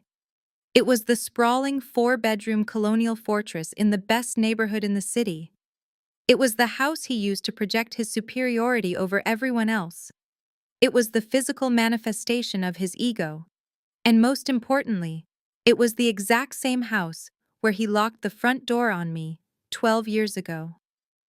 I can see the memories flashing behind his hollow eyes. I remember standing on his immaculate front porch in the freezing November rain, my teeth chattering as pneumonia settled into my lungs. I remember begging him through the glass to just let me sleep on the couch for one night because my car had broken down and my apartment had no heat. I remember him looking at me with absolute disgust, telling me that I was a failure, that I was ruining the family aesthetic, and that I needed to learn a hard lesson about independence. He chose the comfort of his beautiful, warm house over the life of his own daughter. And now the universe has delivered its ultimate punchline. The beautiful, warm house is gone. The bank owns it. The locks will be changed by the end of the week. The family he abandoned me to protect has completely destroyed him from the inside out. He sacrificed my future to build an empire on a foundation of lies, and now he has to watch it burn to the ground. Richard slowly turns his head to look at Andre. The deep, paralyzing shock begins to curdle into something far more dangerous. The color rushes back into his face, turning his skin a dark mottled red. The veins in his neck bulge visibly against his collar. "You stole my house?" Richard whispers, his voice trembling with a rage so profound it makes the air in the room feel heavy. Andre presses himself harder against the refrigerator, desperately wishing he could melt right through the stainless steel. "Richard, please," Andre begs, holding his hands up in a pathetic gesture of surrender. "I was going to pay it back. I swear to God I was going to pay it back." The market just shifted. The consultants gave me bad advice. If you just let me explain. You stole my house. Richard roars, his voice erupting with the sheer force of a detonating bomb. The illusion of the civilized, wealthy family shatters completely. The thin veneer of respectability that my parents have clung to for 3 decades vanishes in a fraction of a second. Richard does not care about his image anymore. He does not care that he is standing in my home. He only cares that the man he welcomed into his family, the man he demanded I financially support, has taken everything from him. With a primal guttural scream, my father lunges across the kitchen. He clears the distance between the island and the refrigerator in 2 massive strides. He throws his entire body weight forward, slamming directly into Andre. The impact sounds like a car crash. The heavy customized refrigerator violently rocks backward, the expensive glass bottles inside rattling against each other with a deafening clatter. Total chaos breaks out in my pristine living room. Richard grabs the lapels of Andre's cheap suit jacket, his large hands twisting the fabric violently. He lifts the younger man an inch off the ground and slams him backward into the appliance a second time. Andre cries out in pain, his arms flailing wildly as he desperately tries to push my father away. But Richard is fueled by the raw, unstoppable adrenaline of a man who has just lost his entire world. You worthless parasite! Richard screams, his spit flying onto Andre's face. He lands a heavy, uncoordinated punch directly into Andre's rib cage. I gave you my daughter. I defended you, and you leave me on the street. I will kill you. I will tear you apart with my bare hands. My mother begins to shriek hysterically. Susan throws herself forward, her expensive high heels slipping on the polished wood floor. She grabs onto the back of Richard's heavy wool coat, pulling with all her might, but she is completely useless against his furious momentum. Richard, stop. My mother screams, tears streaming down her face, ruining her perfect makeup. You are going to give yourself a heart attack. Let him go, please. Samantha remains on the floor, covering her ears and screaming at the top of her lungs, curling into a pathetic little ball next to the kitchen island. Her perfect life, her perfect marriage, her perfect family, dynamic, all of it is being violently dismantled right in front of her. She is crying for someone to save her, but there is no one left to answer the call. The enablers are busy destroying each other. Andre manages to wedge his forearm against my father's throat, shoving him backward. Richard stumbles, his boots slipping, but he quickly regains his balance. He grabs a heavy cast-iron fruit bowl off the counter and hurls it directly at Andre's head. Andre ducks just in time. The heavy metal bowl misses him entirely and smashes into the custom glass backsplash of my kitchen wall. The glass shatters into 1,000 pieces, raining down onto the floor like sharp, glittering diamonds. The noise is deafening. The screaming, the shattering glass, the heavy thuds of physical violence. They are tearing each other apart like wild animals trapped in a cage. They have brought their absolute toxicity into my beautiful, peaceful sanctuary, turning it into a war zone. But as I stand there watching the sheer destruction unfold, I do not feel a single ounce of panic. I do not feel fear. I do not feel the desperate urge to intervene or play the peacemaker, the role they always tried to force onto me when I was a child. I take a slow, deliberate step backwards smoothly, removing myself from the physical radius of their brawl. I stand near the archway leading back to the foyer, perfectly safe, perfectly untouchable. I slowly raise my left arm and turn my wrist. The late afternoon sunlight streaming through the floor-to-ceiling windows catches the diamonds embedded in the bezel of my custom Rolex. I watch the sleek silver second hand sweep smoothly across the dark dial. It operates with absolute mechanical perfection. No emotion, no hesitation, just the steady, inevitable march of time. I check the time, a small, genuine smile finally touching the corners of my mouth.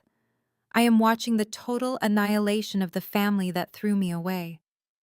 The people who told me I was nothing, the people who left me to freeze, the people who demanded I hand over my own home, are now destroying themselves over the consequences of their own spectacular greed. And the best part is I do not have to lift a single finger to stop it. I just have to wait for the final piece of my plan to walk right through my front door.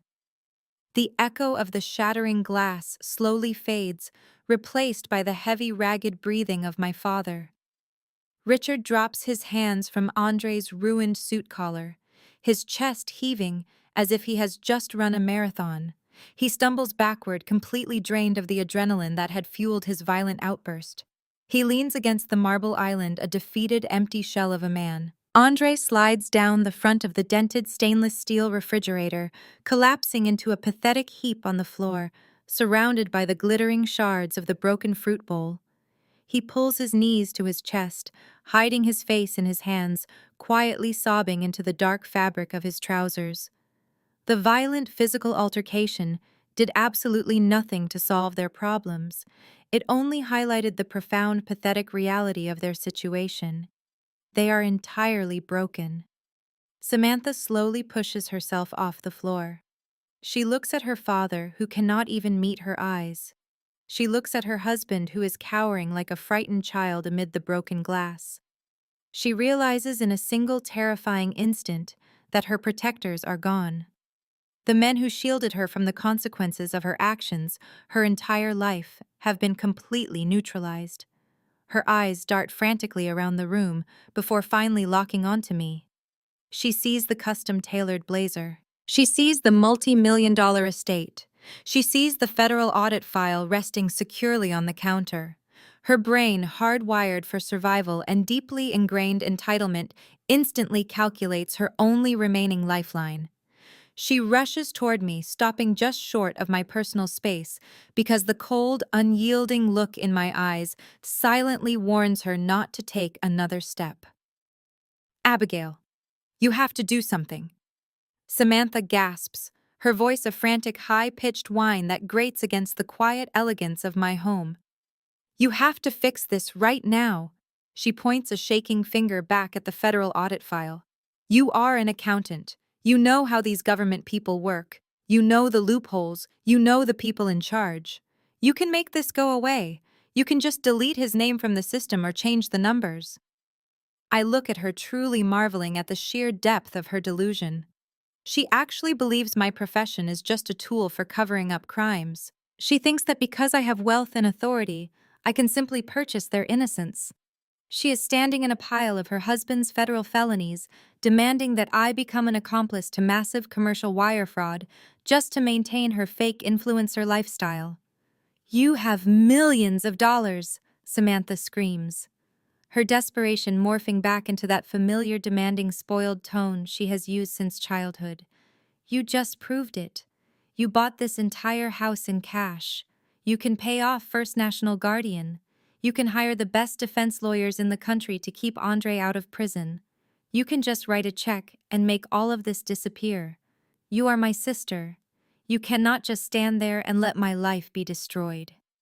Before I can even formulate a response to her breathtaking audacity, my mother breaks. The reality of her impending homelessness finally overrides her deeply ingrained pride. Susan looks at her husband, who is still staring blankly at the floor, and then she looks at me. The arrogant, demanding woman who marched through my front door an hour ago complaining about the paint colors is entirely gone. She takes a slow, trembling step toward me. Then another. And then the woman who spent 35 years looking down her nose at me. The woman who told me I was a bad investment. The woman who watched me freeze in my car, physically collapses. Her knees hit the imported hardwood floor with a heavy, humiliating thud. Abigail. Please, my mother sobs. Her voice completely broken, her face buried in her shaking hands. Please, I am begging you. She crawls a few inches forward, the expensive fabric of her designer trousers dragging against the floor. They are going to change the locks on our house. We will have nowhere to go. We will be out on the street. All of our friends will know. The whole neighborhood will see us get evicted. I cannot handle that kind of humiliation. She looks up at me, thick black tears streaming through the deep lines on her face. Her makeup is completely ruined, her carefully styled hair falling in messy strands around her face. You can buy it back, Susan pleads. her voice cracking under the weight of her own desperation. You just said you own this entire estate. You have the money. Buy our house back from the bank before it goes to public auction. Put it in your name, we do not care. We will pay you rent. We will do whatever you want. Just let us live there. She reaches out, her trembling fingers hovering just inches from my shoes, desperately wanting to grab my ankles, but too terrified of my earlier warning to actually make contact. You cannot let your father die in a homeless shelter, she wails, her cries echoing sharply off the high vaulted ceilings of my foyer. You cannot be that cruel, Abigail. I know we made mistakes. I know we were not perfect parents to you. I know we were hard on you. But we are blood. We are your family. We gave you life. You owe us your life. You owe us this. I stand perfectly still, looking down at the woman weeping at my feet. 12 years ago, this exact sight might have broken my heart. 12 years ago, the desperate, lonely girl inside of me might have reached down, pulled her mother up off the floor, and drained every single penny from her savings account, just to see a fleeting glimpse of maternal affection in those eyes. I spent my entire childhood twisting myself into knots, sacrificing my own happiness and working myself to the bone just to earn a fraction of the love they poured so easily into Samantha. But the girl who desperately wanted her mother's love died in a freezing car a long time ago. She was replaced by a woman who built an empire out of ice and steel. As I look down at my mother crying on my floor, as I look at my sister hyperventilating in the corner, as I look at my father completely broken against the marble island, I wait for the guilt to hit me. I wait for that familiar pang of familial obligation to strike my chest. I feel absolutely nothing.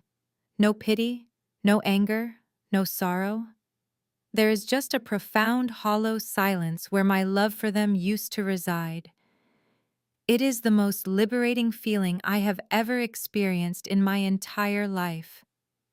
I look down at my mother's tear-stained face. You are right about one thing, Mom, I say. My voice is perfectly level, devoid of any emotion, dropping into the chaotic room like a heavy stone plunging into a dark, still pond. I could buy it. I pause, letting the briefest spark of hope ignite in her desperate eyes. I watch Samantha let out a shaky, desperate breath of relief. I watch my father slowly lift his heavy head, turning his bloodshot eyes toward me. They all genuinely believe that their tears have finally worked. They believe the familiar dynamic has been restored, that the scapegoat is finally going to sacrifice herself to save the family. I could call the bank right now. I continue, my voice smooth and clinical. I could wire the funds directly to the asset management division, clear the debt, and buy your house back in pure cash without even putting a noticeable dent in my investment portfolio. I have the power to save all of you with a single phone call. Susan lets out a loud, gasping sob of relief, pressing her hands to her chest. Oh, thank God, she whispers. Thank you, Abigail. Thank you. But I will not. The words hang in the air, absolute and final. They cut through the relief like a guillotine. The fake smile instantly freezes on my mother's face. Samantha's mouth drops open in sheer, uncomprehending shock. I will not spend a single penny to save any of you from the consequences of your own actions. I say, my voice growing colder and sharper with every syllable. I am not going to buy your house. I am not going to pay for a defense attorney. I am not going to give you a single dollar from the wealth I built with my own hands. I do not owe you my life. I survived my life in absolute spite of you. Susan stares up at me, her eyes wide with terror, as she realizes the safety net has been permanently removed. But we are your family, she whispers, weakly repeating the only defense she has left. You stopped being my family the day you blocked my number when I was sick and starving. I reply, my tone leaving absolutely no room for debate. You made your choice 12 years ago. You chose Samantha. You chose Andre. You chose the illusion of perfection over your own daughter. And now you get to live with the reality of that choice. I shift my gaze away from my mother and look directly at Samantha, who is trembling so violently she looks like she might collapse. And as for making this go away, I say, addressing my sister's ridiculous demands. I have absolutely no intention of making this go away, Samantha. I did not spend 6 months meticulously auditing your husband's fraudulent shell companies just to sweep it all under the rug. I am a partner at my firm. I take my job incredibly seriously. In fact, I made a phone call right before you all arrived today. The words have barely left my mouth when the atmosphere in the room completely shifts. The sun has begun to set over Seattle, casting long, dark shadows across my meticulously manicured backyard. Suddenly, the soft twilight bleeding through my floor-to-ceiling windows is violently shattered by the harsh sweeping beams of red and blue lights. The intense rhythmic flashing reflects off the imported Italian marble countertops, dances across the stainless steel appliances, and illuminates the thousands of broken glass shards scattered across the hardwood floor. The sheer number of flashing lights indicates that this is not a routine patrol car checking out a noise complaint. It is a coordinated, heavy response. The heavy, suffocating silence in the kitchen is instantly broken by the aggressive crunch of thick tires tearing up the gravel on my long private driveway. Car doors begin to slam shut one after another, echoing through the evening air like gunshots. My mother slowly turns her head toward the massive windows. The alternating red and blue lights wash over her tear-stained face, highlighting the absolute terror widening her eyes. Her breath catches in her throat. She looks back at me, her hands trembling violently as she points a shaking finger toward the front of the house. Abigail Susan whispers, her voice barely audible over the sudden roar of heavy boots marching up my limestone porch steps. "Who did you call? What did you do?" "I did not do anything. Mom," I say, my voice projecting a terrifying, absolute calm that completely contrasts the chaos erupting outside. "Andre did this. I simply expedited the inevitable. I called the federal agents who have been building a massive wire fraud case against your son-in-law for the last 6 months. They already had the financial paper trail, but white-collar crime is notoriously difficult to prosecute without a direct verbal admission of guilt to tie the network of shell companies directly to the suspect." I reach into the inside pocket of my tailored blazer and slowly pull out my smartphone. The screen is still brightly illuminated. The voice memo application is still running, the red numbers ticking past the 45-minute mark. I tap the screen, stopping the recording. I save the file to a secure cloud server with a single decisive click. A confession coerced by federal agents in an interrogation room can be fought in court by a good defense attorney, I explain, looking directly at the man cowering on my kitchen floor. But a voluntary, unprompted confession made in a private residence, bragging about forging signatures, intercepting bank correspondence, and securing fraudulent loans, that is absolutely bulletproof. Andre stares at the phone in my hand. His eyes are wide, unblinking, filled with a primal, inescapable horror. The reality of my trap finally clicks into place in his mind. "I did not just lock the front door to keep you inside," I tell him, my voice turning to pure ice. "I let you into my home today specifically to let you hang yourself with your own arrogance. You wanted to brag about your high six-figure lifestyle. You wanted to impress my parents. And in doing so, you just handed the Department of Justice everything they need to lock you away in a federal penitentiary for the next 20 years. Samantha lets out a blood-curdling scream. She scrambles backward, pressing herself against the kitchen cabinetry, pulling at her own hair in a display of absolute unhinged panic. "No," she shrieks, her voice tearing through the kitchen. "No, you cannot do this. He is my husband. You are ruining my life." "Dad, stop them. Do not let them take him." But Richard does not move. The great protector of the golden child remains completely frozen against the marble island.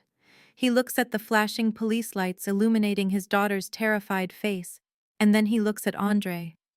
My father realizes that I used his own financial ruin as the bait to catch the man who destroyed him. The layers of my strategy unfold before his eyes, and he is entirely powerless to intervene. Even if he wanted to save Andre, the federal government is currently standing on my front porch. Heavy, authoritative fists begin pounding violently against my solid oak front door. Federal agents, a deep, booming voice shouts from the porch, the sound vibrating through the walls of my foyer. Open the door. The sound of the law enforcement command acts like a physical electric shock on Andre. The paralyzing terror that had kept him pinned to the floor suddenly evaporates instantly, replaced by the raw animalistic instinct of fight or flight. And since he has absolutely no ability to fight, he chooses to run. Andre scrambles upward, his leather shoes slipping wildly on the hardwood floor. He cuts his hands on the sharp, glittering shards of the broken fruit bowl, leaving small smears of blood on the floorboards as he desperately forces himself up. He does not look at his wife. He does not look at my parents. He completely abandons the family he used as collateral. He spins around and bolts toward the back of the house. His destination is the massive, heavy glass sliding doors that lead out to my expansive backyard patio.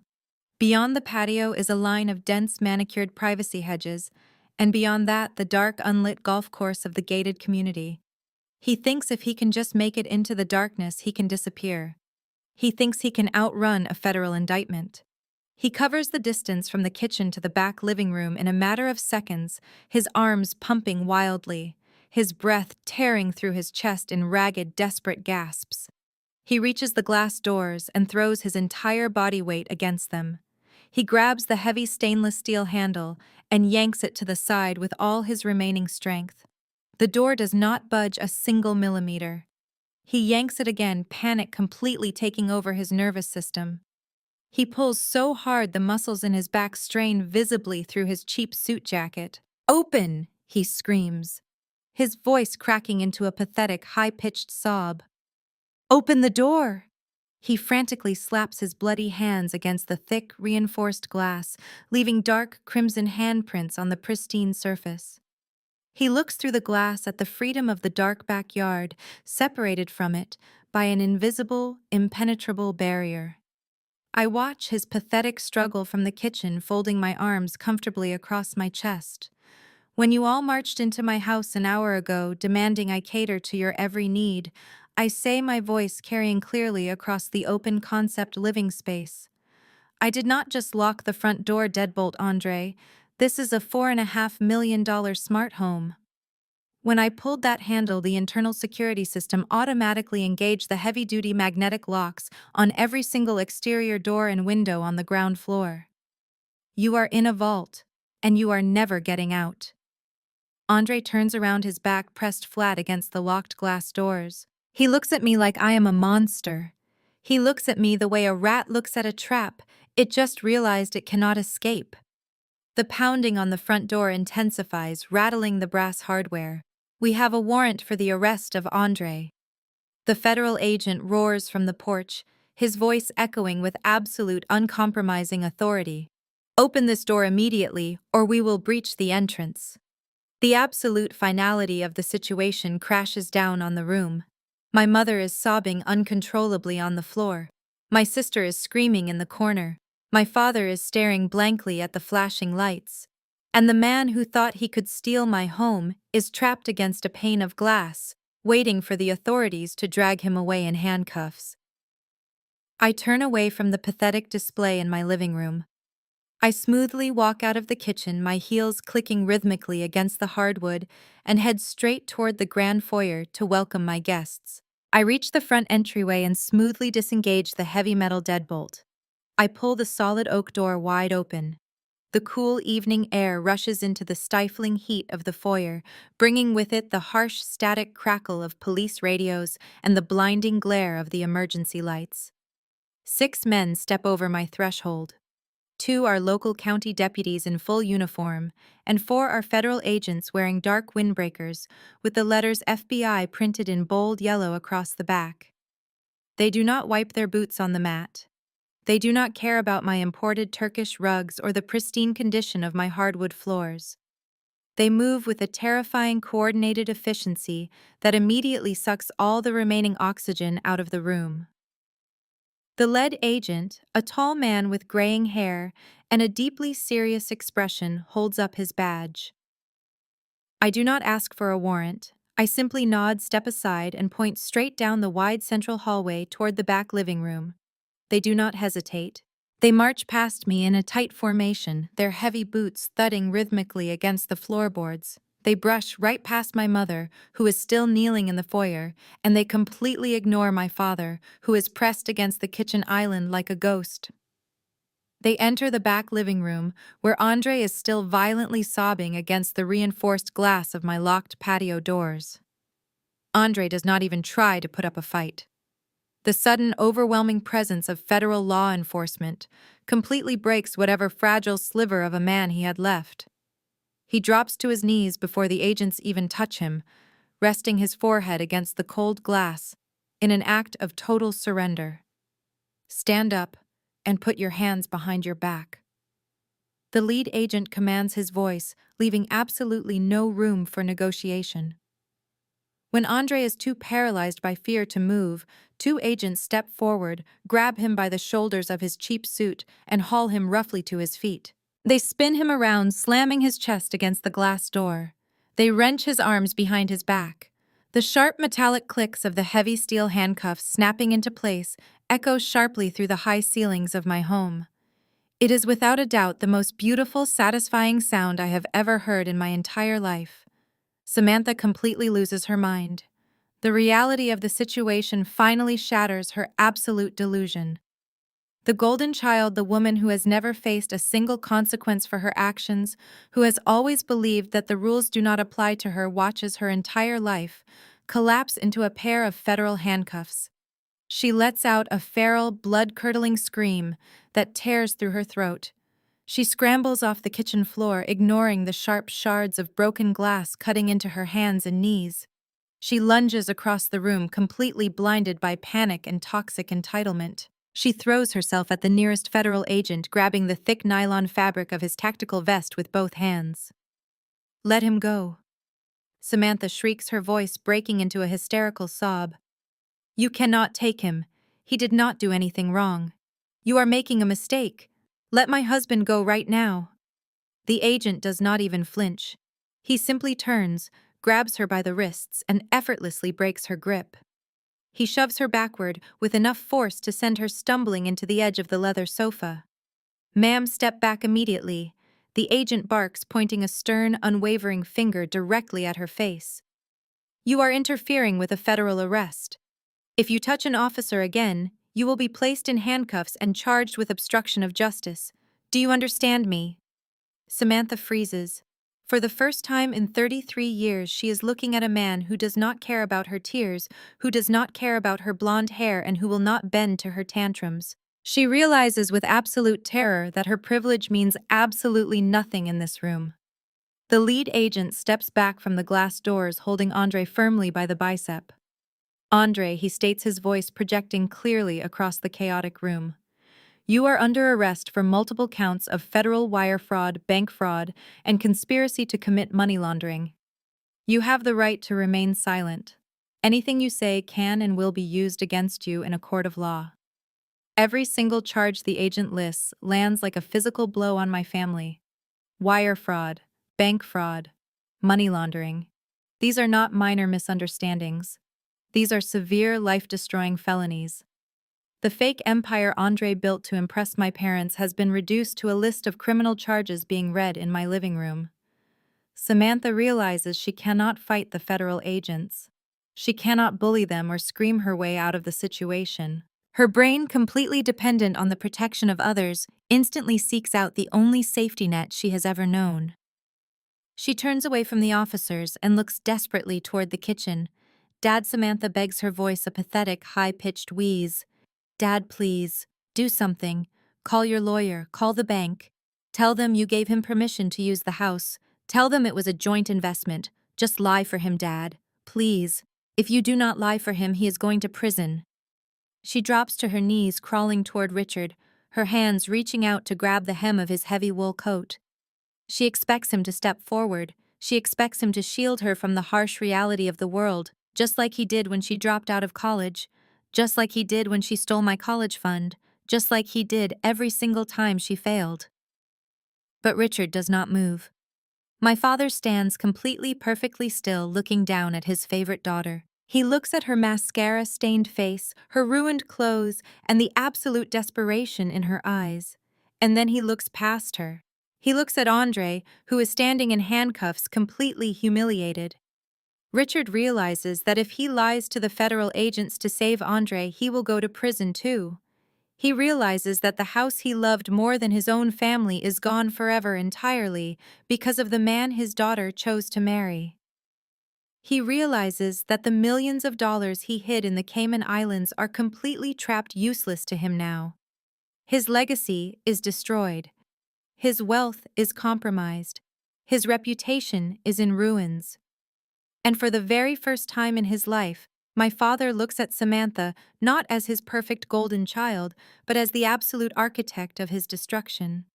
Richard slowly reaches down and peels Samantha's trembling fingers off his coat. He does not say a word to her. He does not offer her a single word of comfort. He simply turns his back on her, walking away from the kitchen island and stepping into the shadows of the hallway. Samantha gasps, clutching her hands to her chest as if she has just been shot.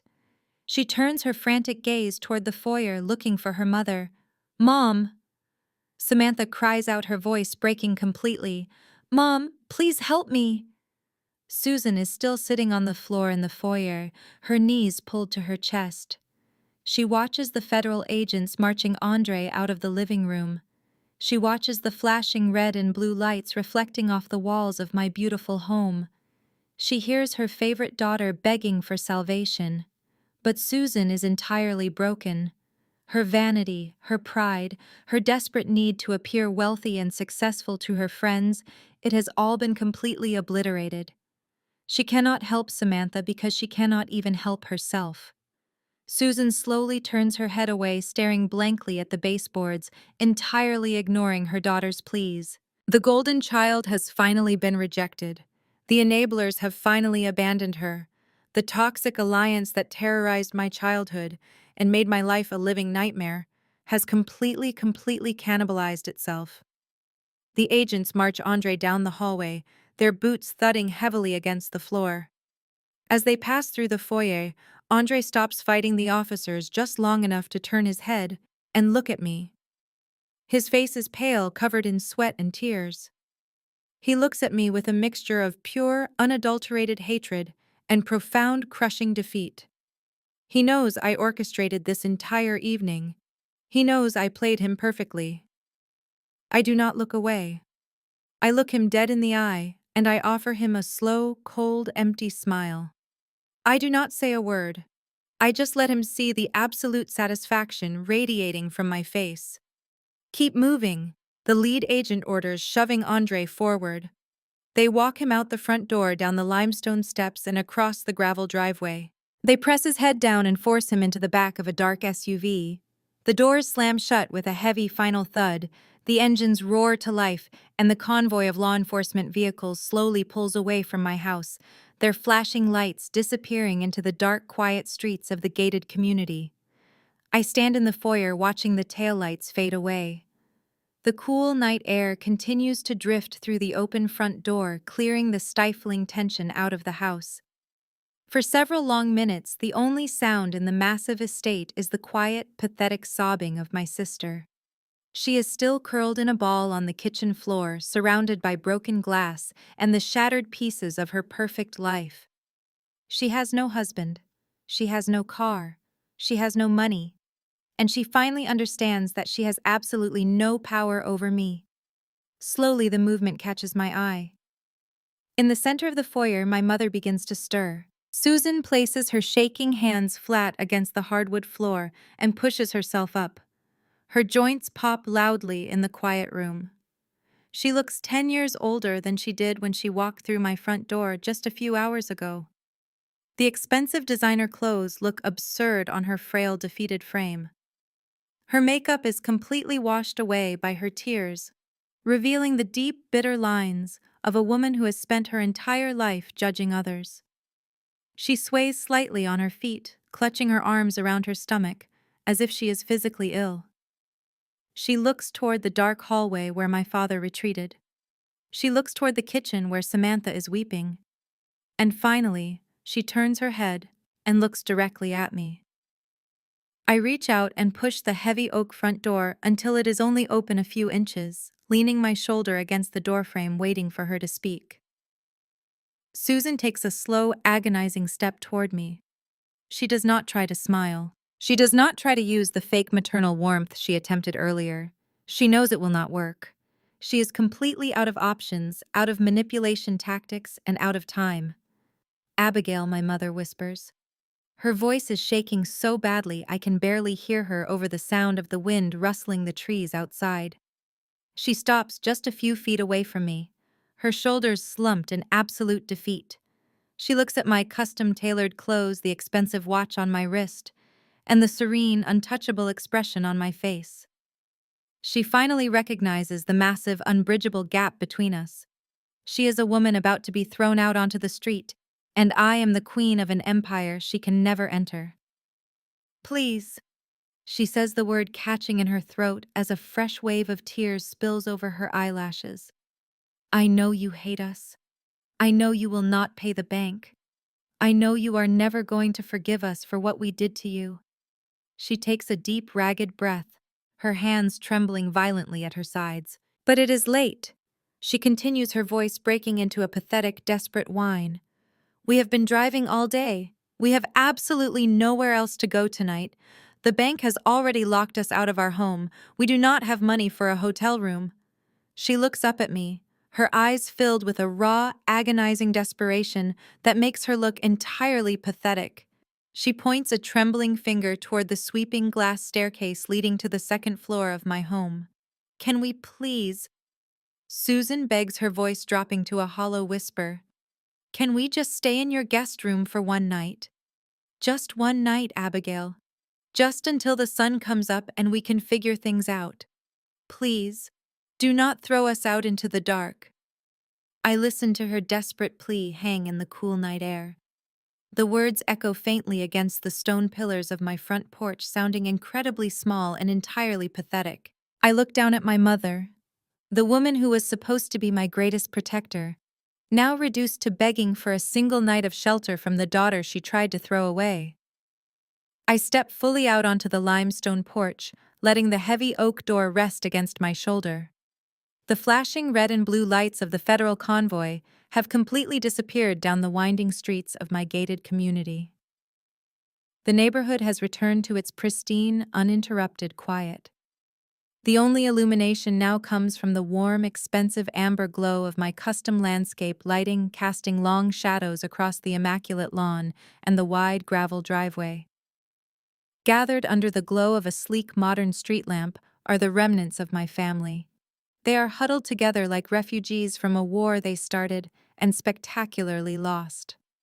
My father stands slightly apart from the women, his shoulders slumped, his eyes staring blankly at the dark pavement. He does not look like a proud patriarch anymore. He looks like a man who has just realized he will spend the rest of his life paying for his own arrogance. Samantha is still weeping, clutching her designer coat tightly around her trembling shoulders. She looks at the cheap, battered cardboard boxes and the heavy plastic suitcases they dragged up my steps earlier today. Those bags contain whatever pathetic belongings they scrambled to pack before their own bank locked them out. She realizes that there is no luxury hotel waiting for her. There is no bailout. There is only the cold reality of the street. My mother is still looking up at me, her tear-stained face illuminated by the soft porch lights. She is holding her breath, waiting for my answer, clinging to the absolute final shred of hope that my childhood conditioning will kick in. She expects the daughter who used to crave her approval to finally surface and open the door. I look my mother dead in the eye. I do not feel a single ounce of pity. I do not feel anger or sadness or the heavy burden of familial obligation. I feel an overwhelming, profound sense of absolute freedom. My landlord says no pets allowed, I say coldly. The words land with the precision of a sniper strike. It is the exact same insult Samantha hurled at me the very first minute she breezed through my front door. It is the insult my parents silently endorsed. And now, it is the absolute final verdict on their presence in my life. My mother physically recoils as if I just struck her across the face. She opens her mouth to speak, to try one last desperate manipulation, but the icy, unyielding expression on my face completely silences her. Gather your garbage. I command, my voice slicing through the quiet night with absolute authority. Pick up your bags. Get off my property right now, or I will call the security gate and have all three of you arrested for criminal trespassing. I will not ask you a second time. The absolute finality in my voice breaks whatever spell was keeping them rooted to my driveway. The illusion is entirely shattered. They finally understand that the bridge is not just burned, it has been completely pulverized into dust. Richard is the first to move. He does not look at me. He does not look at his wife or his golden child. He simply reaches down, grabs the heavy plastic handle of his suitcase, and begins to walk. The wheels scrape harshly against the gravel, the sound grating against the quiet night. He walks slowly, heavily, a broken man dragging the weight of his own destruction down the long, winding path toward the main road. Susan lets out a ragged, heartbreaking sob. She looks at me one last time, her eyes pleading for a mercy she never once showed me. But I do not blink. I do not waver. I stand on my porch like a sentinel, guarding a fortress she is permanently exiled from. She finally lowers her head, wrapping her arms around her stomach. She turns away, shuffling awkwardly in her expensive heels, and follows her husband into the dark. Samantha is the last to leave. She stares at me, her chest heaving, her face a messy mask of ruined makeup and pure hatred. She wants to scream at me. She wants to throw one last tantrum to blame me for the fact that her husband is currently sitting in the back of a federal vehicle. But she is entirely out of ammunition. She reaches down, grabs her heavy designer bags, and begins the long, humiliating walk down the driveway. I stand on the porch and watch them go. I watch the three of them shrink into the shadows of the tall privacy hedges. I listen to the abrasive crunch of their wheels against the gravel grow fainter and fainter until it completely disappears. I watch them walk away from the warmth, the wealth, and the security of my home, stepping directly into the cold, unforgiving reality of the life they built for themselves. When the driveway is completely empty, I take a slow, deep breath of the crisp Seattle air. I step backward, moving inside the grand foyer. I grab the heavy brass handle of my custom oak door and pull it shut. I slide the heavy metal deadbolt into place. The sharp, decisive click echoes loudly in the expansive foyer. It is a sound of absolute security. It is the sound of a chapter permanently closing. I turn around and walk slowly through my house. The silence inside the estate is entirely different now. It is no longer heavy with tension or suffocating with the threat of emotional abuse. It is a pure, ringing, beautiful silence. It is the sound of absolute peace. I walk down the wide hallway and step into the open-concept kitchen. The overhead lights reflect off the thousands of tiny glass shards scattered across the hardwood floor, the remnants of the heavy fruit bowl my father threw at Andre. A few drops of Andre's blood are smeared near the base of the dented stainless steel refrigerator. It is a chaotic, messy scene, a physical manifestation of the toxicity they brought into my sanctuary. But looking at the broken glass, I do not feel stressed. I do not feel the urge to frantically clean it up to maintain an illusion of perfection. I can call my private housekeeper in the morning. I can have the entire kitchen professionally detailed. I can replace the custom glass backsplash without even glancing at the price tag. The mess they left behind is entirely insignificant compared to the massive, sprawling empire I have built. I step carefully over the glittering shards of glass and walk over to my custom-built temperature-controlled wine cellar. I unlock the glass door and step into the cool, dark space. I run my fingers over the smooth wooden racks until I find exactly what I am looking for. It is a vintage full-bodied Cabernet Sauvignon from a private vineyard in the Napa Valley. It is an incredibly rare bottle, one I have been saving for a truly spectacular occasion. I pull the bottle from the rack, grab a heavy crystal wine glass from the shelf, and walk back out to the marble kitchen island. I take my time opening the bottle. I savor the smooth mechanical resistance of the corkscrew. I listen to the soft, satisfying pop as the cork is released. I pour the dark ruby red liquid into the crystal glass, watching it catch the ambient light from the custom chandelier above. I pick up the glass, feeling the heavy, expensive weight of the crystal in my hand. I walk out of the kitchen and step into the massive back living room. I stand directly in front of the floor-to-ceiling windows looking out over the dark, manicured expanse of my backyard. I take a slow, deliberate sip of the wine. The complex flavors coat my tongue, rich with notes of dark cherry and oak. It tastes like absolute victory. I stand there in the quiet elegance of my home, letting the profound reality of the evening wash over me. For my entire childhood, I was conditioned to believe that I was the problem. I was told that I was difficult, that I was a bad investment, that I would never amount to anything because I refused to conform to their toxic dynamic. They tried to bury me. They tried to starve me of affection, of resources, of basic human dignity, hoping I would simply fade away and let the golden child shine. But they did not realize that the cold, harsh environment they forced me into was the exact pressure I needed to become a diamond. 12 years ago, I sat in a freezing car with $12 to my name, shivering through a fever, crying over parents who blocked my number so they could drink champagne in Tuscany. Tonight, I am standing inside a $4.5 million estate that I own completely free and clear. I am a highly respected partner at a prestigious federal accounting firm. I am independent, I am powerful, and I am entirely untouchable. And the people who threw me away are wandering the streets completely destitute, destroyed by the exact same entitlement and greed they worshipped their entire lives. The greatest revenge is not anger. It is not shouting matches or physical violence or desperately trying to prove your worth to people who are committed to misunderstanding you. The greatest, sweetest revenge is massive, undeniable, uncompromising success.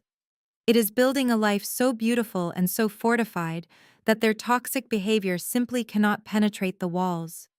It is looking your abusers dead in the eye and realizing they have absolutely nothing you want and absolutely no power to hurt you ever again. I take another sip of my wine, leaning softly against the cool glass of the window.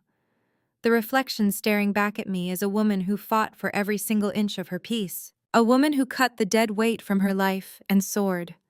A woman who knows exactly who she is, and more importantly, knows exactly what she deserves. As I turn away from the window, the warm amber lights glowing softly against the high ceilings of my living room, I feel a deep, overwhelming sense of gratitude. I am grateful for the freezing car 12 years ago. I am grateful for the blocked phone calls.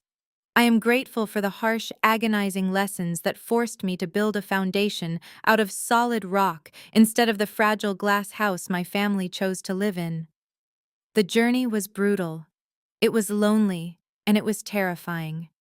But standing here tonight, surrounded by the beautiful, hard-earned silence of a life that is authentically and entirely mine, I can honestly say I would not change a single second of it. Every tear, every moment of doubt, every late night grinding over accounting textbooks, it all led me right here to this exact moment of absolute peace. Have you ever experienced a moment when cutting off toxic people finally allowed you to step into your true potential? Have you ever had to build your own empire from the ashes someone else left you in? I would love to hear your stories of boundary-setting resilience and unexpected transformation in the comments below. If my journey resonated with you, please hit the like button and subscribe to hear more authentic stories of reclaiming your power and out-succeeding your abusers. And if you know someone who might be struggling with a toxic family dynamic right now, share this video with them as a reminder that the people who share your blood do not have the right to drain it. You are allowed to walk away. You are allowed to choose your own peace. Thank you for being part of my journey tonight. And remember, your story is entirely your own to write, and you do not ever have to cast the people who hurt you in the sequel. Keep building, keep protecting your peace, and never apologize for the success you earned with your own two hands.